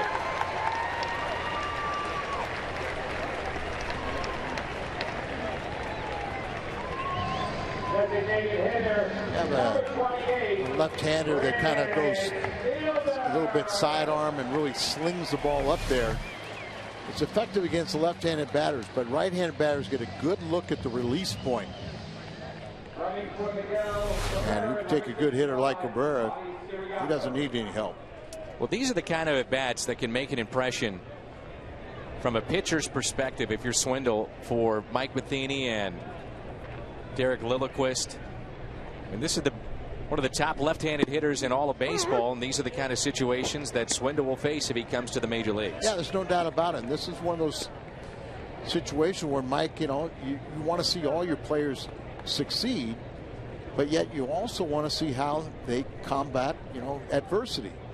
And like you said, right now, his role, Swindle, would be getting guys out like Fielder. And so here's an opportunity to see how he can handle it. Goes the other way for a base hit.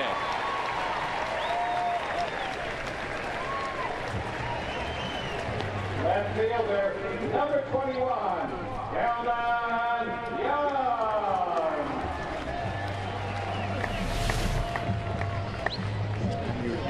The difference between the minor leagues and big leagues, you see no shift here, but you get a good hitter like this that lets the ball get deeper in on him and still has the confidence he can pull the trigger and hit the ball the opposite field. Minor leagues would be way out, off balance, way out in front. Big league hitters stay back. Here's Delman Young, the former Minnesota Twin. Looks at a strike. Breaking ball there, but now he's seen it. Next time he'll pull the trigger.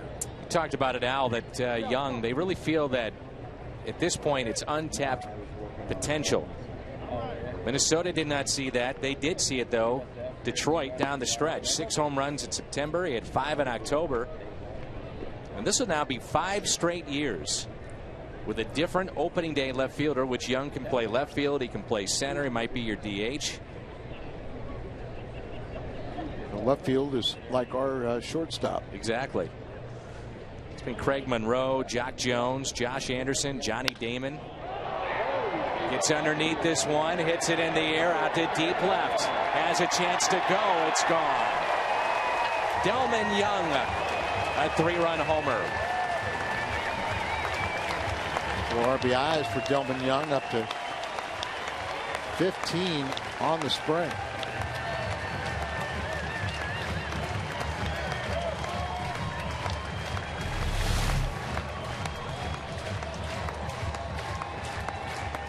Talked about it. He took the first breaking ball, and I said, now he's seen it. The next one he's not going to take. And that's what he did right there, deposit over the left field wall.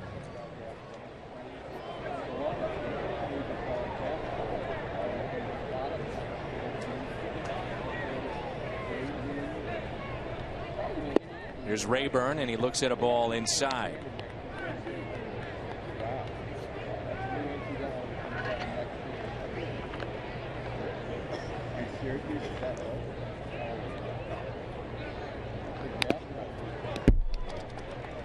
Cardinals this year currently from the left side of their bullpen. Mark Zubczynski, who, by the way, is here today, so we may see him before the afternoon is through. And then Romero, who used to pitch for the Phillies a couple of years ago, was just fantastic Another lefty the Cardinals have in their bullpen.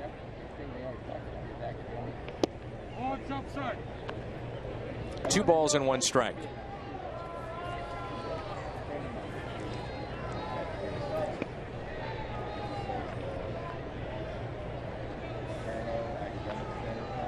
(7-3) Detroit. The 2-1 pitch. 2-2. Rayburn this afternoon is struck out and also grounded out to first. Out of motion, a little deception, but you can just watch that release point, concentrate on the release point. He's almost got to be perfect with his pitches because of the lack of velocity. The 2-2 pitch. This lineup for Detroit, you can see why they are heavily favored in the Central of the American League, and that's even without Victor Martinez, who will be lost for the year. Hit .330, over 100 RBIs last year. We saw him on crutches before the game. He tore his knee up. How about how quickly they pulled the trigger on Prince Fielder? Once that happened, after Martinez, tore that ligament, lost for the season, ownership went out and got Prince Fielder. That's a pretty good replacement. Mike Ilitch, Sunday morning, he said he went to church. Then all of a sudden, the owner made the call to Dave Dombrowski, and Fielder was here. Divine intervention? Yeah, maybe so. You never know. Yeah. You think about this staff and the veterans and the coaching staff for Jim Leyland. Dave Dombrowski has been around a long, long time. He was only 31 years old when he was GM of the Expos. Well, when Tony got to the big leagues as a manager of the White Sox, Dave Dombrowski was running the White Sox minor league system. So they go all the way back, and interesting. Ground ball deep in the hole, long throw up the line, and Rayburn is safe. But interesting that at the beginning of spring training, Tony La Russa came into Tiger Town and kind of shadowed Dave Dombrowski, learning how to be a potential president of a ball club. Rumors that that's what he would do with the Dodgers. Right. If the ownership group, I think that's Stephen Cohen's group, that if he were to get the award of the Dodger franchise, Tony is rumored to be the president of the Dodgers. Derek Lilliquist, the pitching coach of the Cardinals, he is back. Remember, at the end of last year, he went from the bullpen to the pitching coach. Dave Duncan was with his wife, who was ill at the time, and then this season, Dave said, enough's enough. Need to be with my family. So Derek moves from the bullpen to the pitching coach. Apparently, Dave is still being paid and on the payroll of the Cardinals, but if he were to come back, it would not be at the major league level.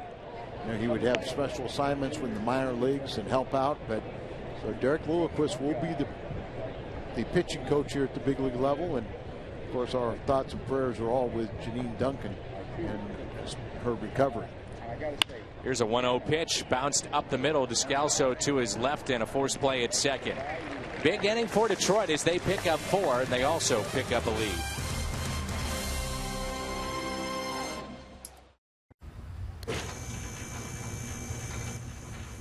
Hey, Frank.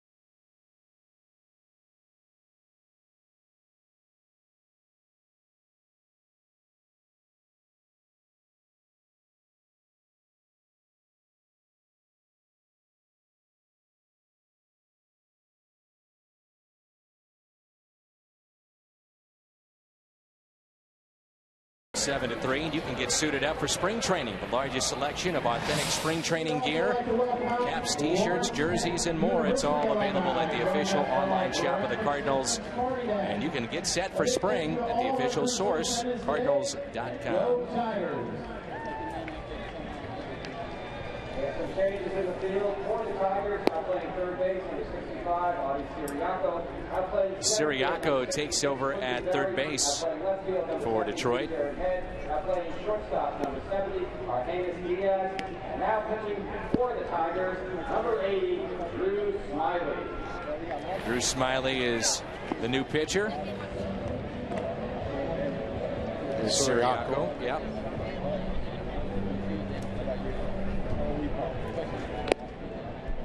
There's Drew Smiley, who's from Little Rock, Arkansas.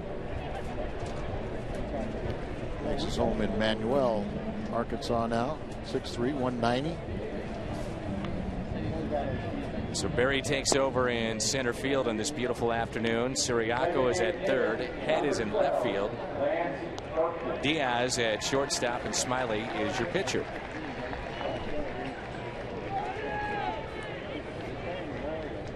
Lance Berkman leads it off for the Redbirds. Cardinals trail by the score of 7-3. See Lance kind of stretch it out a little bit. The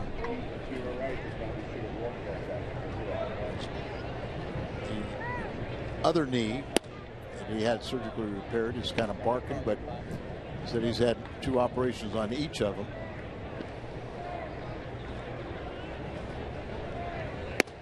Two balls and no strikes.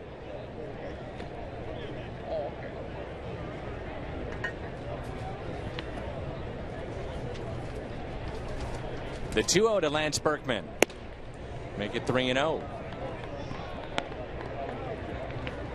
Shane Robinson on deck. And then we'll see Tony Cruz. 7-3 Detroit. Cardinals jumped out to a 3-0 lead. That was after 3, and then Detroit with 3 in the 4th and 4 more in the 5th. We were talking about Tony La Russa before the break. And that's outside, a leadoff walk. Tony La Russa will manage the National League in the All-Star game this year. And you wonder if he'll get the band back together, so to speak. Dave McKay is with the Chicago Cubs. Joe Patini is with Houston. Yeah, he's the bench coach with Houston. McKay, first base coach with Cubs. Wonder how he'll be received. Yeah, you don't hear many boos for a first base coach, but that may happen with Dave McKay. And I think you'd get a kick out of it. Sure he would. So second time that Berkman has been aboard with the walkover at first, as Robinson floats one into shallow center field, and coming on to make the play is Berry. A lot of times at this point in the game, a guy like Berkman gets it first and your manager will pull you, but that's not the case today. And I may be mistaken, but it's something close to this, maybe the 3rd consecutive day that Berkman has played. So he'll probably get tomorrow a little breather. If you're just joining us, we had John Mozeliak on, and he talked about the situation with Skip Schumacher. There's a double play ball, 5-4-3. With Schumacher, they'll know more in the next 24 to 48 hours.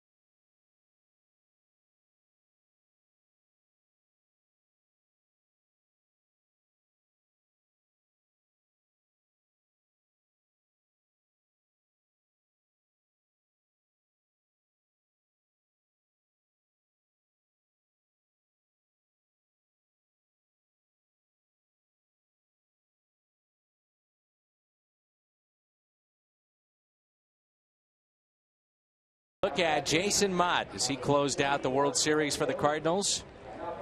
And last season, a record of 5-2, very good ERA, 9 saves and 13 opportunities, and something that definitely is different in seeing Mott and dealing with Tony La Russa as opposed to Mike. Closer. He is the closer. Come out and say it. He's the guy.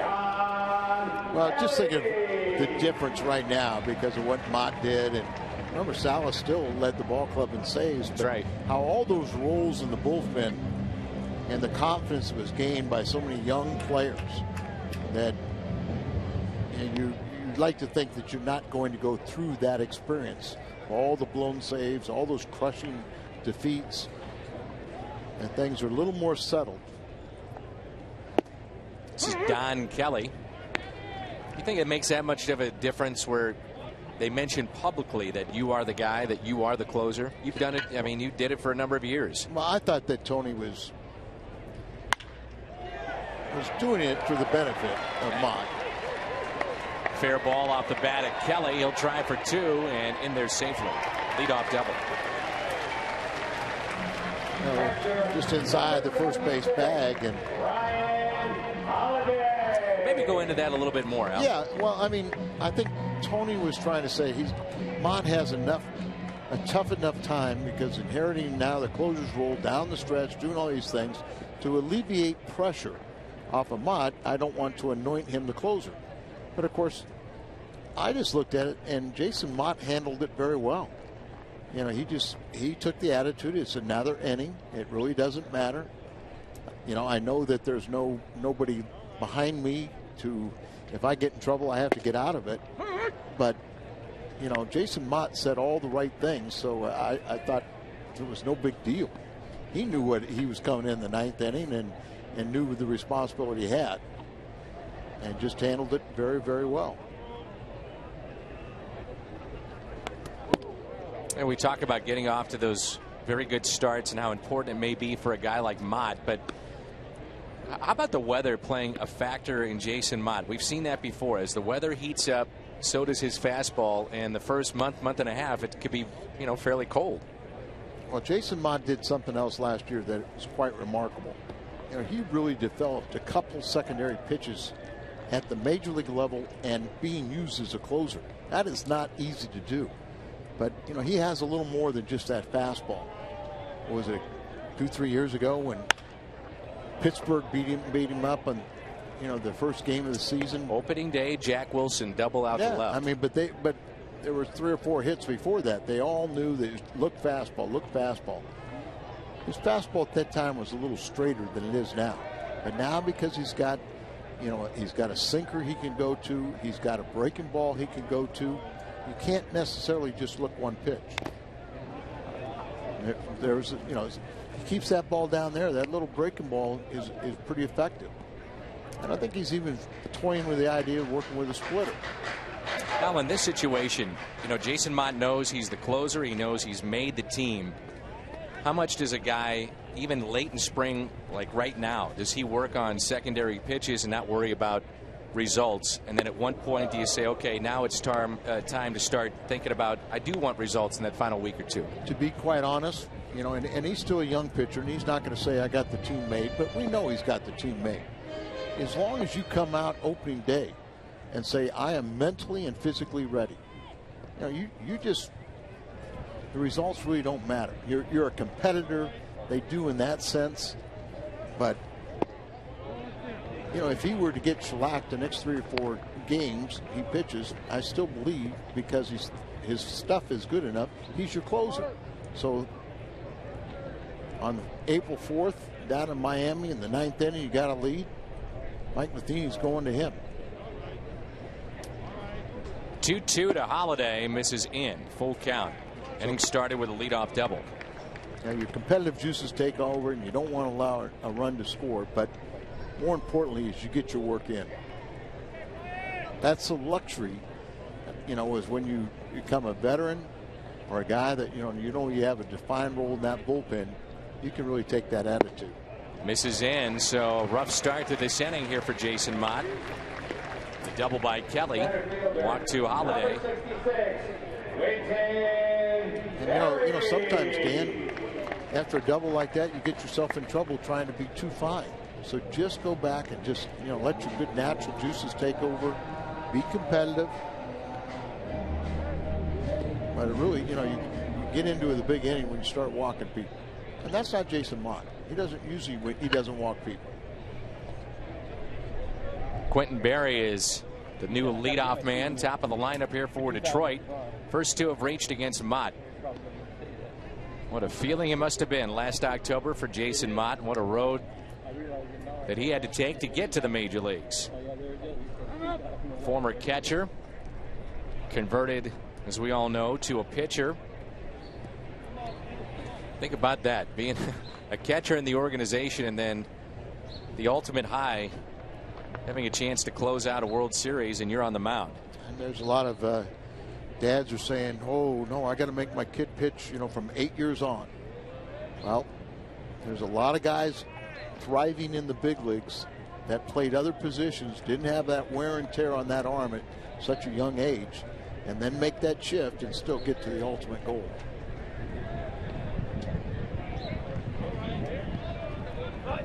Showing bunt here. Hill wants it, pounces on it, fires to first, just got him. Berry can get down the line and he is out. Very nice play. Berry pounces on this ball. Take charge. You know, you got your momentum going forward. You make that little spin, get something behind the throw. It's a difficult throw for the pitcher, and that's something Mike Matheny's going to look at. You know, take charge there. No Maglio Ordonez this year for Detroit, so right fielder very well could be Brandon Bosch every day. He'll dig in for the fourth time this afternoon. He had 283 last year. Season was cut short. He had a thumb injury. And he's going to like being in this spot in the lineup. Second, 11 of his 16 home runs came when he was hitting in front of Miguel Cabrera. Now you mix in fielder. Those two will hit behind Bosch, so he's going to see some pitches to hit this year. I remember doing a game out of Lakeland last season, and Bosch was one of those guys, you know, is he a regular outfielder? Is he the fourth or fifth? Is he even going to make the team? They knew he had tremendous potential, and they liked him a lot, but they wanted to see him take charge.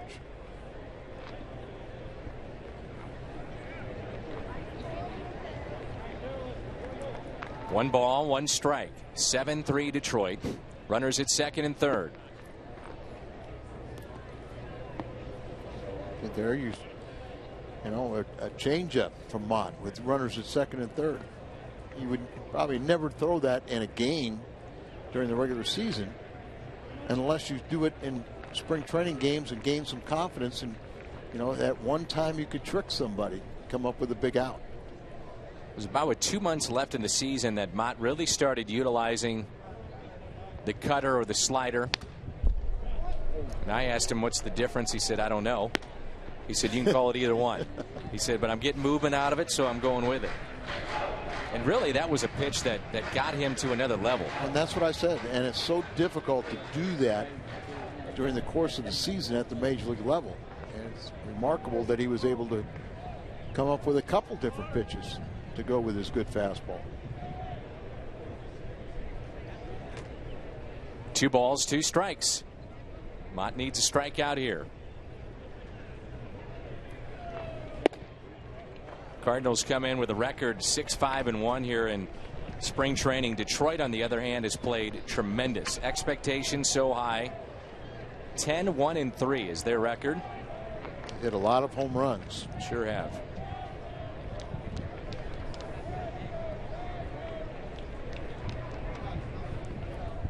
Full count on Bosch with the infield drawn in. Wind is blowing out to left. Tapped off the plate, and Mott will run to first and fires to the plate and throws it away. It'll be an out. Run scores. 2 of them. Second one on the air by Mott. Third baseman, number 65. Trying to do too much.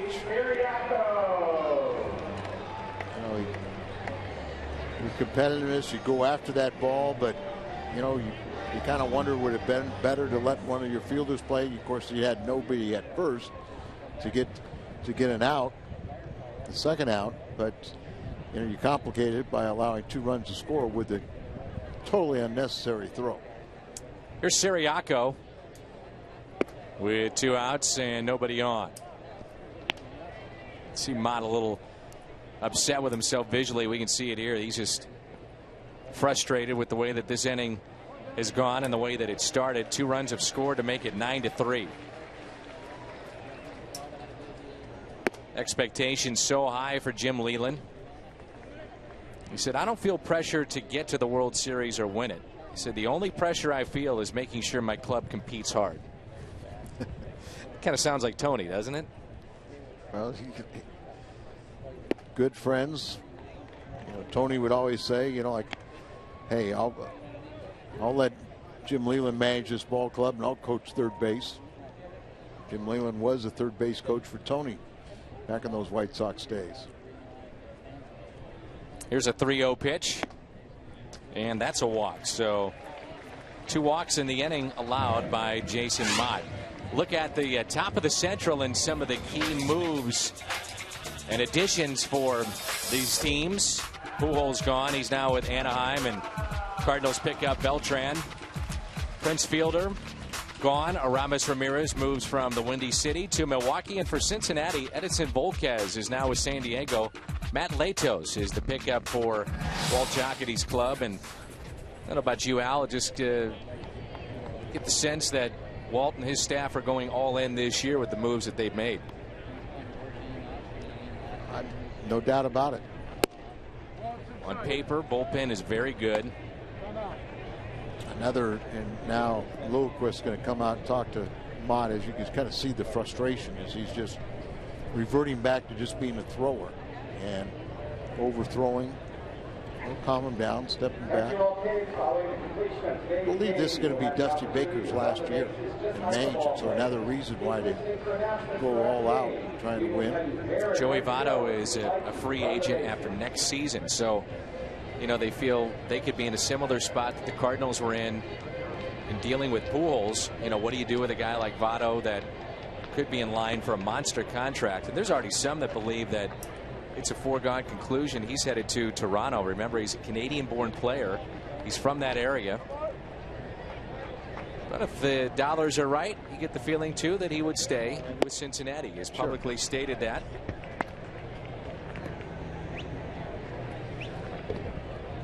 This guy had a terrific season a year ago. Alex Avila, the catcher. His dad is an assistant GM with Detroit. But this catcher made an all-star appearance. He won the Silver Slugger. He had 295. They're trying to really curtail his workload behind the plate. Caught 130 games last year, and that's why they went out and got Gerald Laird immediately once free agency opened up. Back up last year in St. Louis.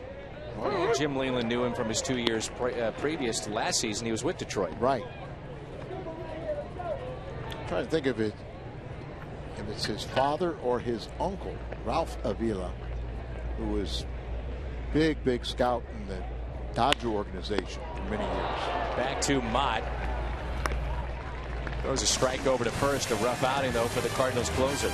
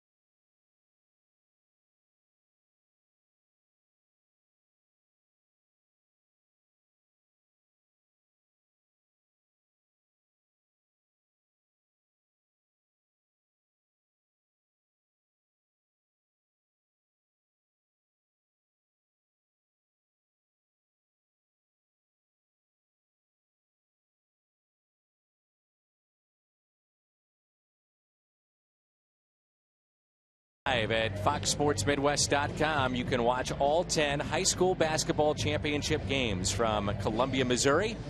And we'll have those for you on the air at FoxSportsMidwest.com. Pretty good high school player there. That's right. Al Kaline.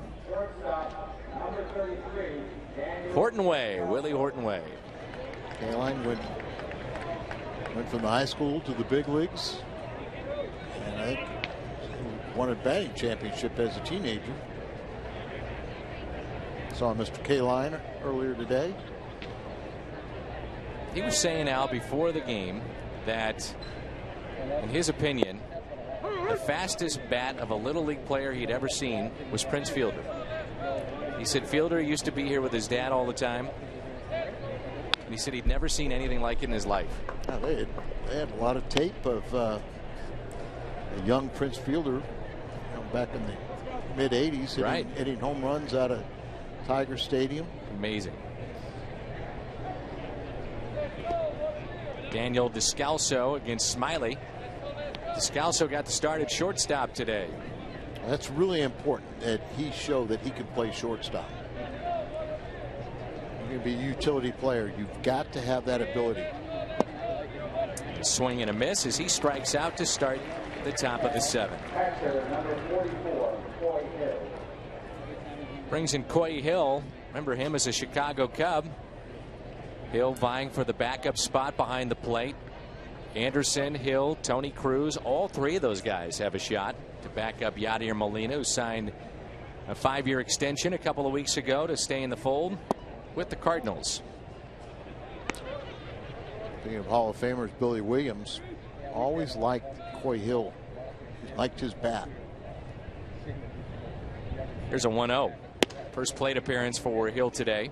We just never got a chance to see enough of him to give our opinion, but that's pretty good source when you talk about sweet swinging Billy Williams. Molina last year made 131 starts. A lot of wear and tear on that body, but he has stayed relatively healthy in his career.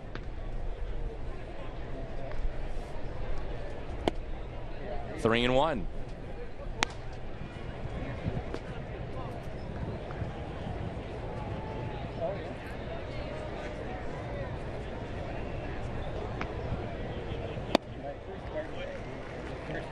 Full count on Hill. Cardinals have been out hit here today, 10-7. Trail 9-3.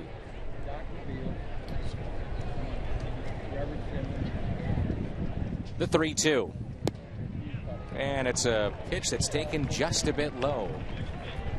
And it brings in Tyler Green. We started the afternoon talking about the importance of Tyler Green this season. Well, he came in hitting just 136, but that has changed. A double in the first, came around to score on the Holiday home run in the 4th inning.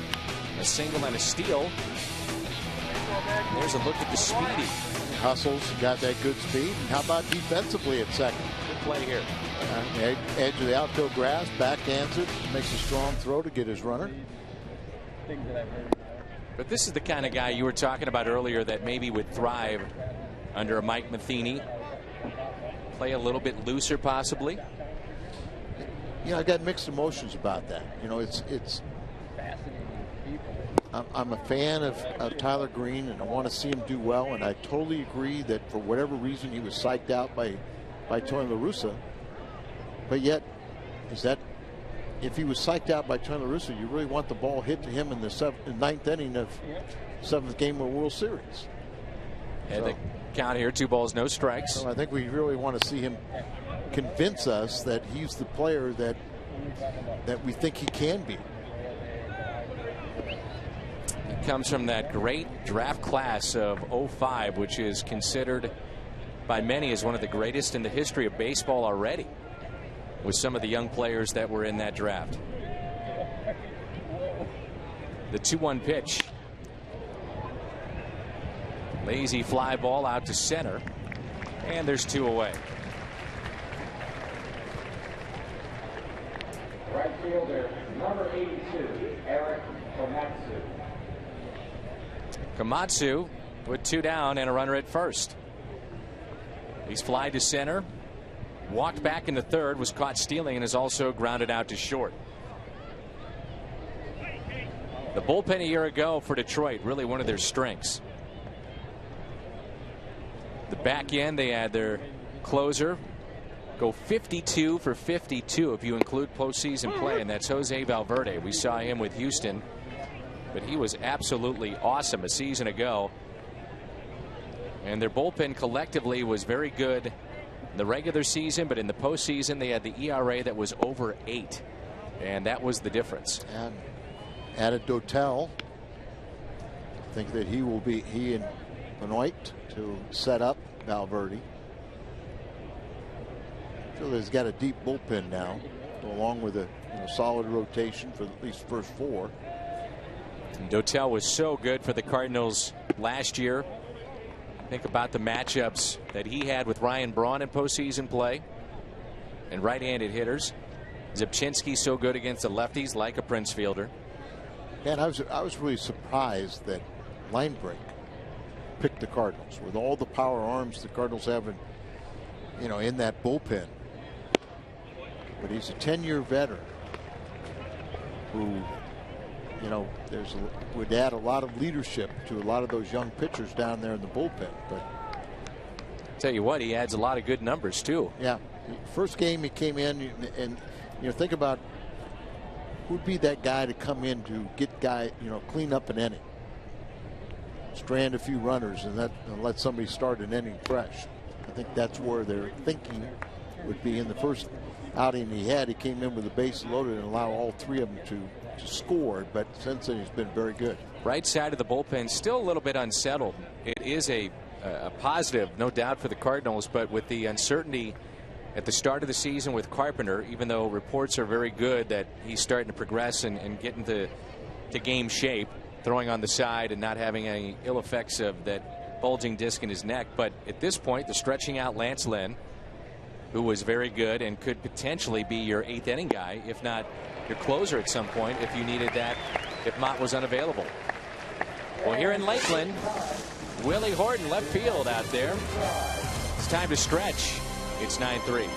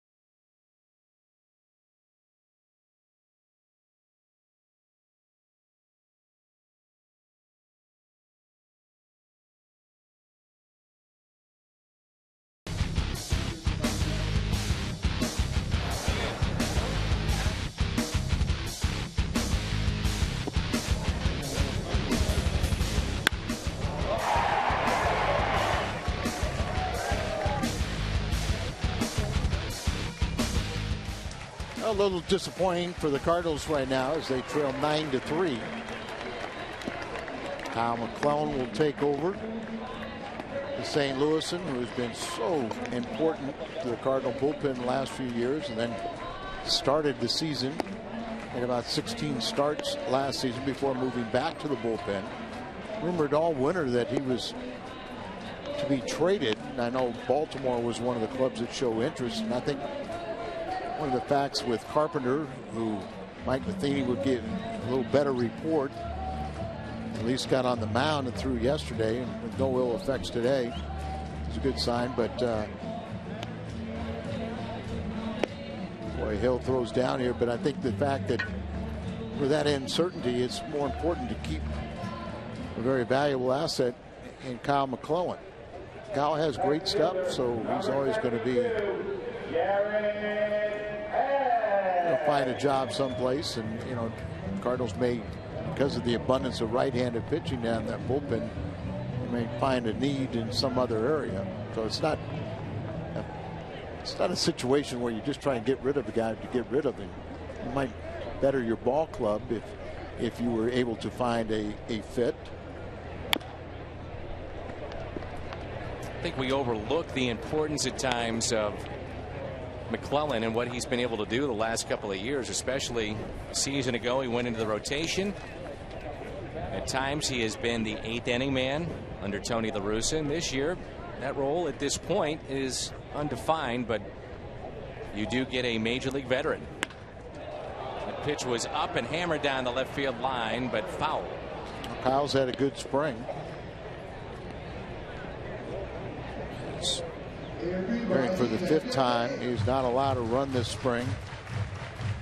Last time out, he stretched out to 2 innings, 2 shutout innings, and picked up his first save. Only allowed 2 hits all spring. There's that big breaking ball, and it misses up and in. Valuable guys, aren't they, Al? A guy like McClellan? Sure, you know, because he can do anything from a pitching standpoint. Start, middle relief, late relief, close, spot start. And then he also has the ability to get left-handed hitters out, which gives him another distinction and separates him from some of the other guys. Gets him to reach, and it's pulled to short. This is Gill. Ronnie Gill, a young shortstop. They say he just has great hands. Number 90, Ronnie Gill. Playing second base, number 88, Ryan Jackson. Now pitching for the Cardinals, number 46, Kyle McClellan.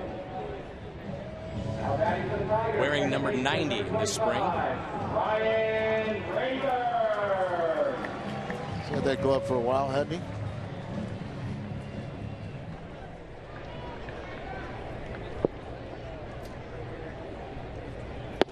And that pitch is taken for a ball inside by Ryan Rayburn. So at this point, what are the jobs that are still out there and available for some of these Cardinals that are on the fence, so to speak? And that one is hammered out to deep left. He's done it again. Another home run. Ryan Rayburn. What a spring this guy has had. His 2nd hit of the afternoon. And that's home run number 5 this spring for Rayburn. His 15th RBI. Ties Delman Young for the team lead in RBIs. Number 70, Ball up a little bit in the middle of the plate. Like we said, strikes out 25% of the time, but he has that home run potential that keeps you intrigued. Detroit with 10 runs today, 10-3 as we play here in the bottom of the 7th. This is Diaz. Where's number 70 for the Tigers? And that's a base hit into right.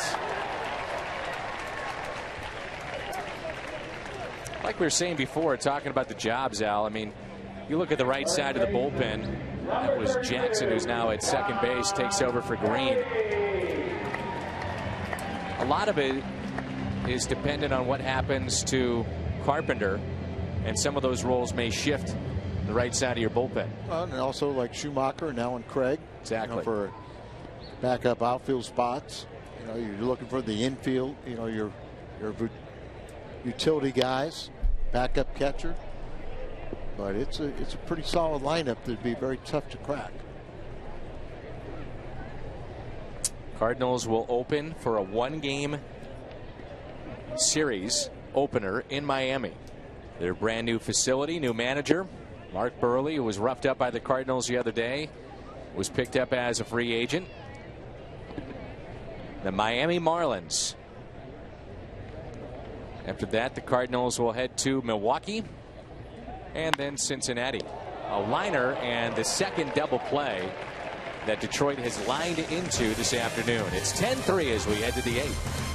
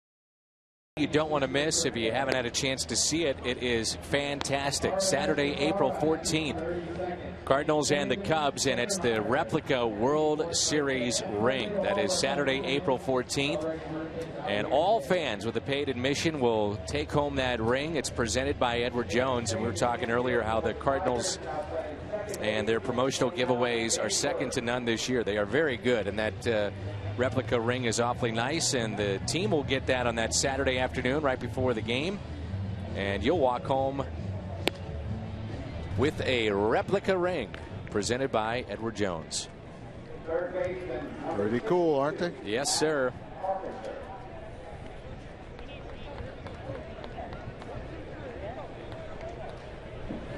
Matt Carpenter was the talk of last season's spring training for the Cardinals.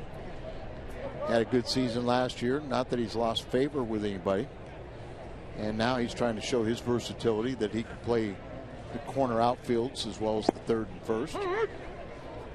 Every time I watch him hit, and I guess it's because of the lack of batting gloves, but even the fact that he hits from the left side, how he looks, how he handles himself, just reminds me of John Mabry, who is part of the Cardinals staff. And Matt Carpenter was on the caravan with me this year, Al, and you know, he was wise to the fact that if he's going to make it in the major leagues, he said, I have to show my versatility. He said, number one, I have to hit to make sure that they understand that I can still play this game and be productive as a hitter. But if I can play left, right, third, and first, and maybe emergency catcher, whatever the case may be. Oh, yeah, it's a good. He's smart. You know, he's smart. He said, if that's what gets me to the big leagues, I'll do it.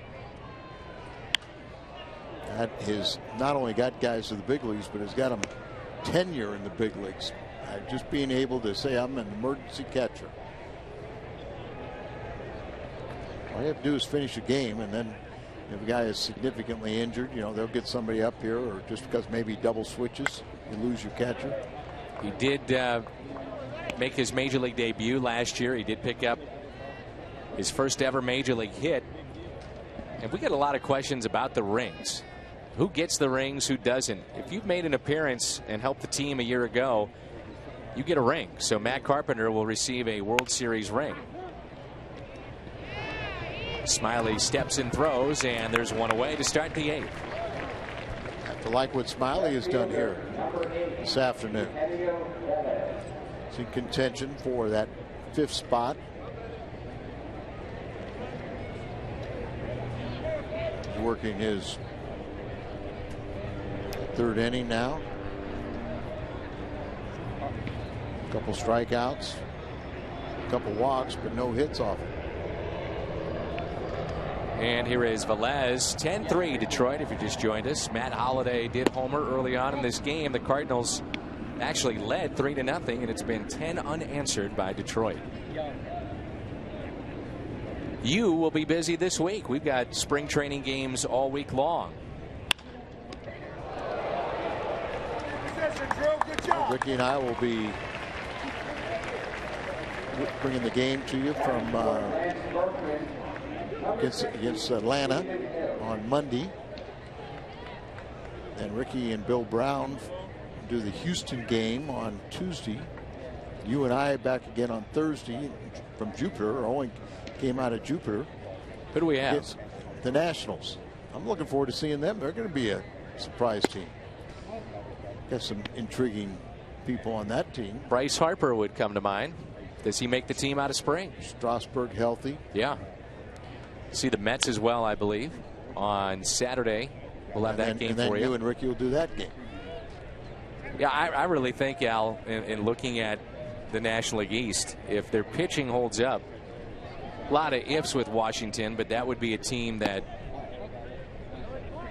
I don't know if they'd be a sleeper pick, just because there's been a lot of attention thrown their way because of Strasburg and Harper, but it could be an interesting team to give them some love this year and see if they can win that National League East. Good to see Mark DeRosa is with them and healthy for the first time in about 3 years.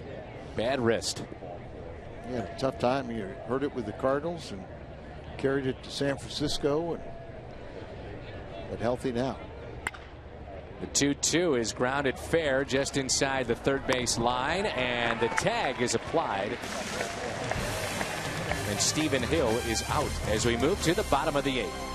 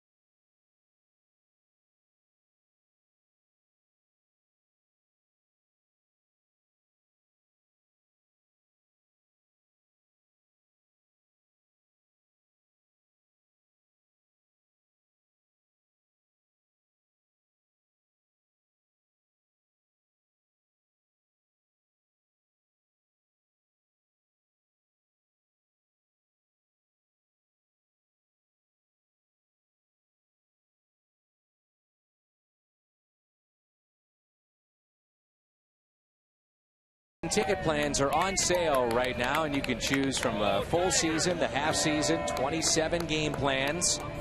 And each plan includes a hefty discount off the regular price, plus lots of additional perks. For details, visit cardinals.com/season. We have a lot of the World Series packs that are available.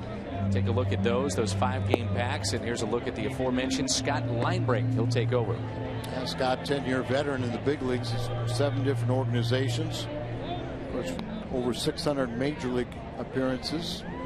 We'll have to find out what it was like to be on the other side of September. He was with Atlanta last season as they collapsed, allowing the Cardinals to get the wild card. And he suffered the loss in the 13th inning of the season's final game against Philly, allowing the Cardinals to be the wild card. Maybe we owe him something.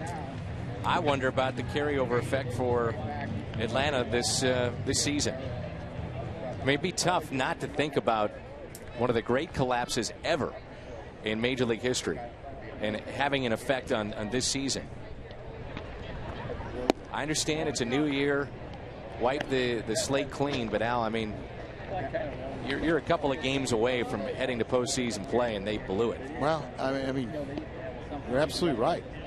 And you know, we almost predicted it when we saw them late in September, and their bullpen was just absolutely gassed. Their setup guys, the closer, and we could say, man, they're ripe for the taking.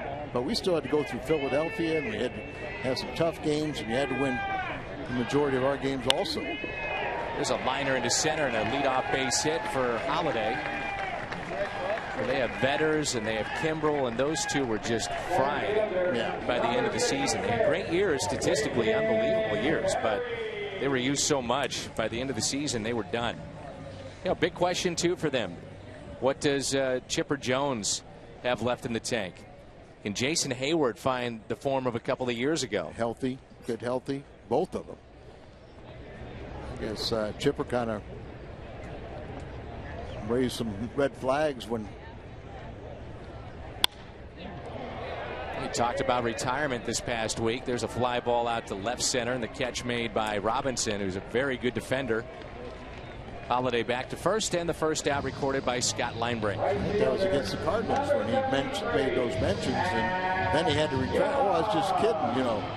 Everyone got concerned, but I read an article that said Chipper Jones, that last day of the season, called everybody aside and said, I just want to look in their eyes. I want to look in their eyes and see if they weren't scared, and let them see my eyes and just say, hey, we're ready. And just basically try to tell the guys to relax. And they had a lead with Hudson on the mound, a 3-0 lead, and that disappeared. And you know, remember, we're in Houston, and Carpenter pitches a great game, wins the game there, but we had to wait a couple hours to celebrate to find out if Philly would defeat Atlanta. And that set the stage for a remarkable run through postseason. And one of those guys in postseason play that helped out the Cardinals, Octavio Dotel, and he works now out of the bullpen for Detroit. It'll be his 13th team in 13 years, which will be a major league record. I didn't realize it was 13 years. 13 and 13. I knew that it broke the tie of, you know, Mike Morgan and a bunch of other guys at 12 teams, but like, I guess opening day, you know, once he's on that roster, it'll officially be his 13th organization in the big leagues. 6 trades, 6 signings. I found it interesting. Apparently he has played with 601 different players. Only one Hall of Famer, though, in that group. Really? Ricky Henderson. Well, but I think when it's all said and done, there'll be a whole bunch. Oh, sure. Third baseman, number 65, Avi Siriaco. And it's not like he's a bad teammate. He's been a very good teammate, likable guy. And right-handed hitters have only hit .202 against him the last decade, so he's wanted for a reason. Here's Siriaco with 2 runners on against Linebrink.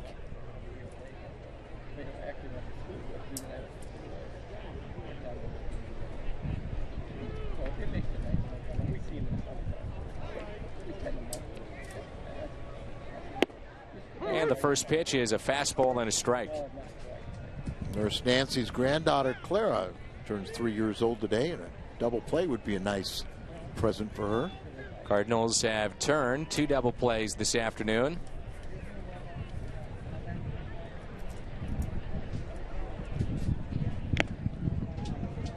Strike 2. I think if you look at the biggest concern for the Cardinals, for many teams, and you hear it every year, but it's the health of the older players that St. Louis has. Berkman, Beltran, Carpenter, Furcal. You know, you pitching staff, and they can stay healthy. You would figure this team's got a very good shot to do some damage. And, you know, normally you think of young guys staying healthy, but yet, you know, Alan Craig and David Freese have to show that they can stay healthy too. Linebrink is 35 years of age, and I said the other day he touched 96 on the gun. I know you love those guns. Oh, yeah. Of course, Scott told me, he said he didn't quite believe it. And I said, hey, as long as the organization believes it, let them say it. That's sometimes where your honesty gets you in trouble. Adam Wainwright, his health coming back from Tommy John.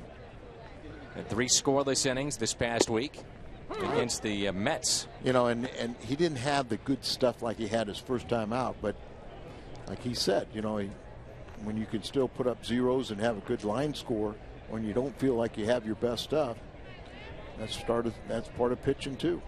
First outing, they said he was throwing consistently 93, 94, and against the Mets it was more 88 to 91. But he mentioned fastball command as well, something that he's really trying to catch up with his curveball. He said his curveball has been there, which is good to hear. And Dan, you know, one of the changes from when I played was, you know, guys used to come to spring training getting in shape. That's, you know, now these guys work out year round, they come into shape. But pitchers used to 3 or 4 outings, they threw nothing but fastballs. They were told throw nothing but fastballs to get fastball command and to have the ability to spot your fastball and, you know, up and in, down and in, up and away, down and away. To do that before you wanted to build up your arm strength, you wanted to get your fastball command before you ever thought about throwing a breaking ball. And today, guys throw breaking balls the first pitch of spring. I saw Wainwright during the fantasy camp about, I guess, 2 weeks or so before the start of spring training. Derek Lilliquist was there, and Adam was throwing on the side, and he had not thrown his cutter, but he was throwing his fastball. And Derek talked about his curveball. He said his curveball was just in midseason form in his mind. And you remember, that was the last thing they wanted him to throw. There's a broken bat and a line out to short. The Cardinals' final hope coming up as we move to the 9th. It's all Detroit. Beautiful afternoon. It's 10-3.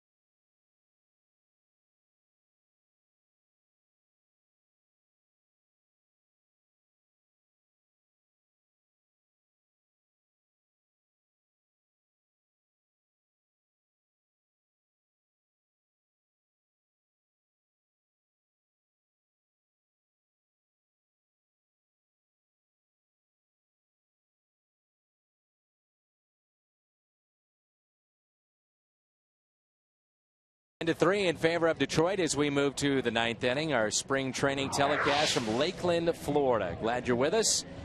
Alongside Al Raboski, I'm Dan McLaughlin. And Smiley, Jim Leland has to be all smiles with what he's seen from him. It's been very good in relief today. In relief of Adam Wilk, but Smiley has been the one that has been very good today out of the bullpen for Detroit. Well, Oliver was sandwiched in between another left-hander. I think you have to. I like this Smiley the best. Oliver would be second best, and wasn't that impressed with Wilk. Underway here in the top of the 9th. Shane Robinson, who started in center field. Cardinals' bright spot, Matt Holliday, with a 2-run homer. Cardinals jumped out to a 3-run lead, and since then it's all Tigers. We saw Garcia have the longest outing of any starter this year for the Redbirds so far, 4 1/3. Did have 3 walks, but for the most part you would take it. 2-1 pitch. On the ground to short. Another high throw, but the tag is there. Wonder what's going through his mind right now, Al, as far as the pressure starting to mount a little bit as we edge closer to opening day. I think he's just looking forward to it. I think he can't wait. It's like he couldn't wait for the start of spring training, and I've been very impressed with how many young guys, you know, the at-bats, the opportunities he's created for young guys. Now, part of that is these 3-hour bus trips. You really don't want to take that many players. Another aspect is some of his core players are a little banged up, and he wants to get them healed up before he gets them game ready. And he's got plenty of time for that. Mike was in contact with NFL coaches, NBA coaches this offseason, other major league managers, just talking about different styles of dealing with people. And Tony La Russa, Mike was telling me that the biggest bit that he took away from Tony of advice was how to deal with the various people that you have to deal with. Not so much the X's and O's and the strategy. He said, look, you've caught in the major leagues. You know how to do that. Those things will come to you, and you're going to be second guessed. That's part of the job. But in dealing with individuals, guys that make $10 million to the guy that makes minimum, you know, all the different things that come into play as far as being a major league manager and trying to take care of that clubhouse over 6 months. It's communication. And, you know, those gifted skills, the most valuable advice I could give anyone would be don't lie to anybody. I've seen a lot of managers that lie to you, and then a week later you go catch them on it, and they lie to you again. You know, or you start lying, you got to figure out what you said to this guy. So just be as honest as you possibly can. And sometimes, you know, I don't know, or I don't know yet, is good enough. You know, I'll figure it out when time comes. But I don't think Mike's going to have any problem handling the game. How about him being a catcher as opposed to a position player and handling pitchers and that kind of aspect of the game? Good point, Dan, because in my mind, if anybody, the best prepared player to take over that leadership role and to handle, you know, the game is going to be a catcher. He's involved in everything. Tag there by the catcher to end this ball game, and the final 10-3 in favor of Detroit. And this is the first of many this season on Fox Sports Midwest. I'll assess what I did with Garcia. Say he got his work in, and that's good enough at this point. Brief timeout. When we come back, we'll wrap it up from Lakeland, Florida.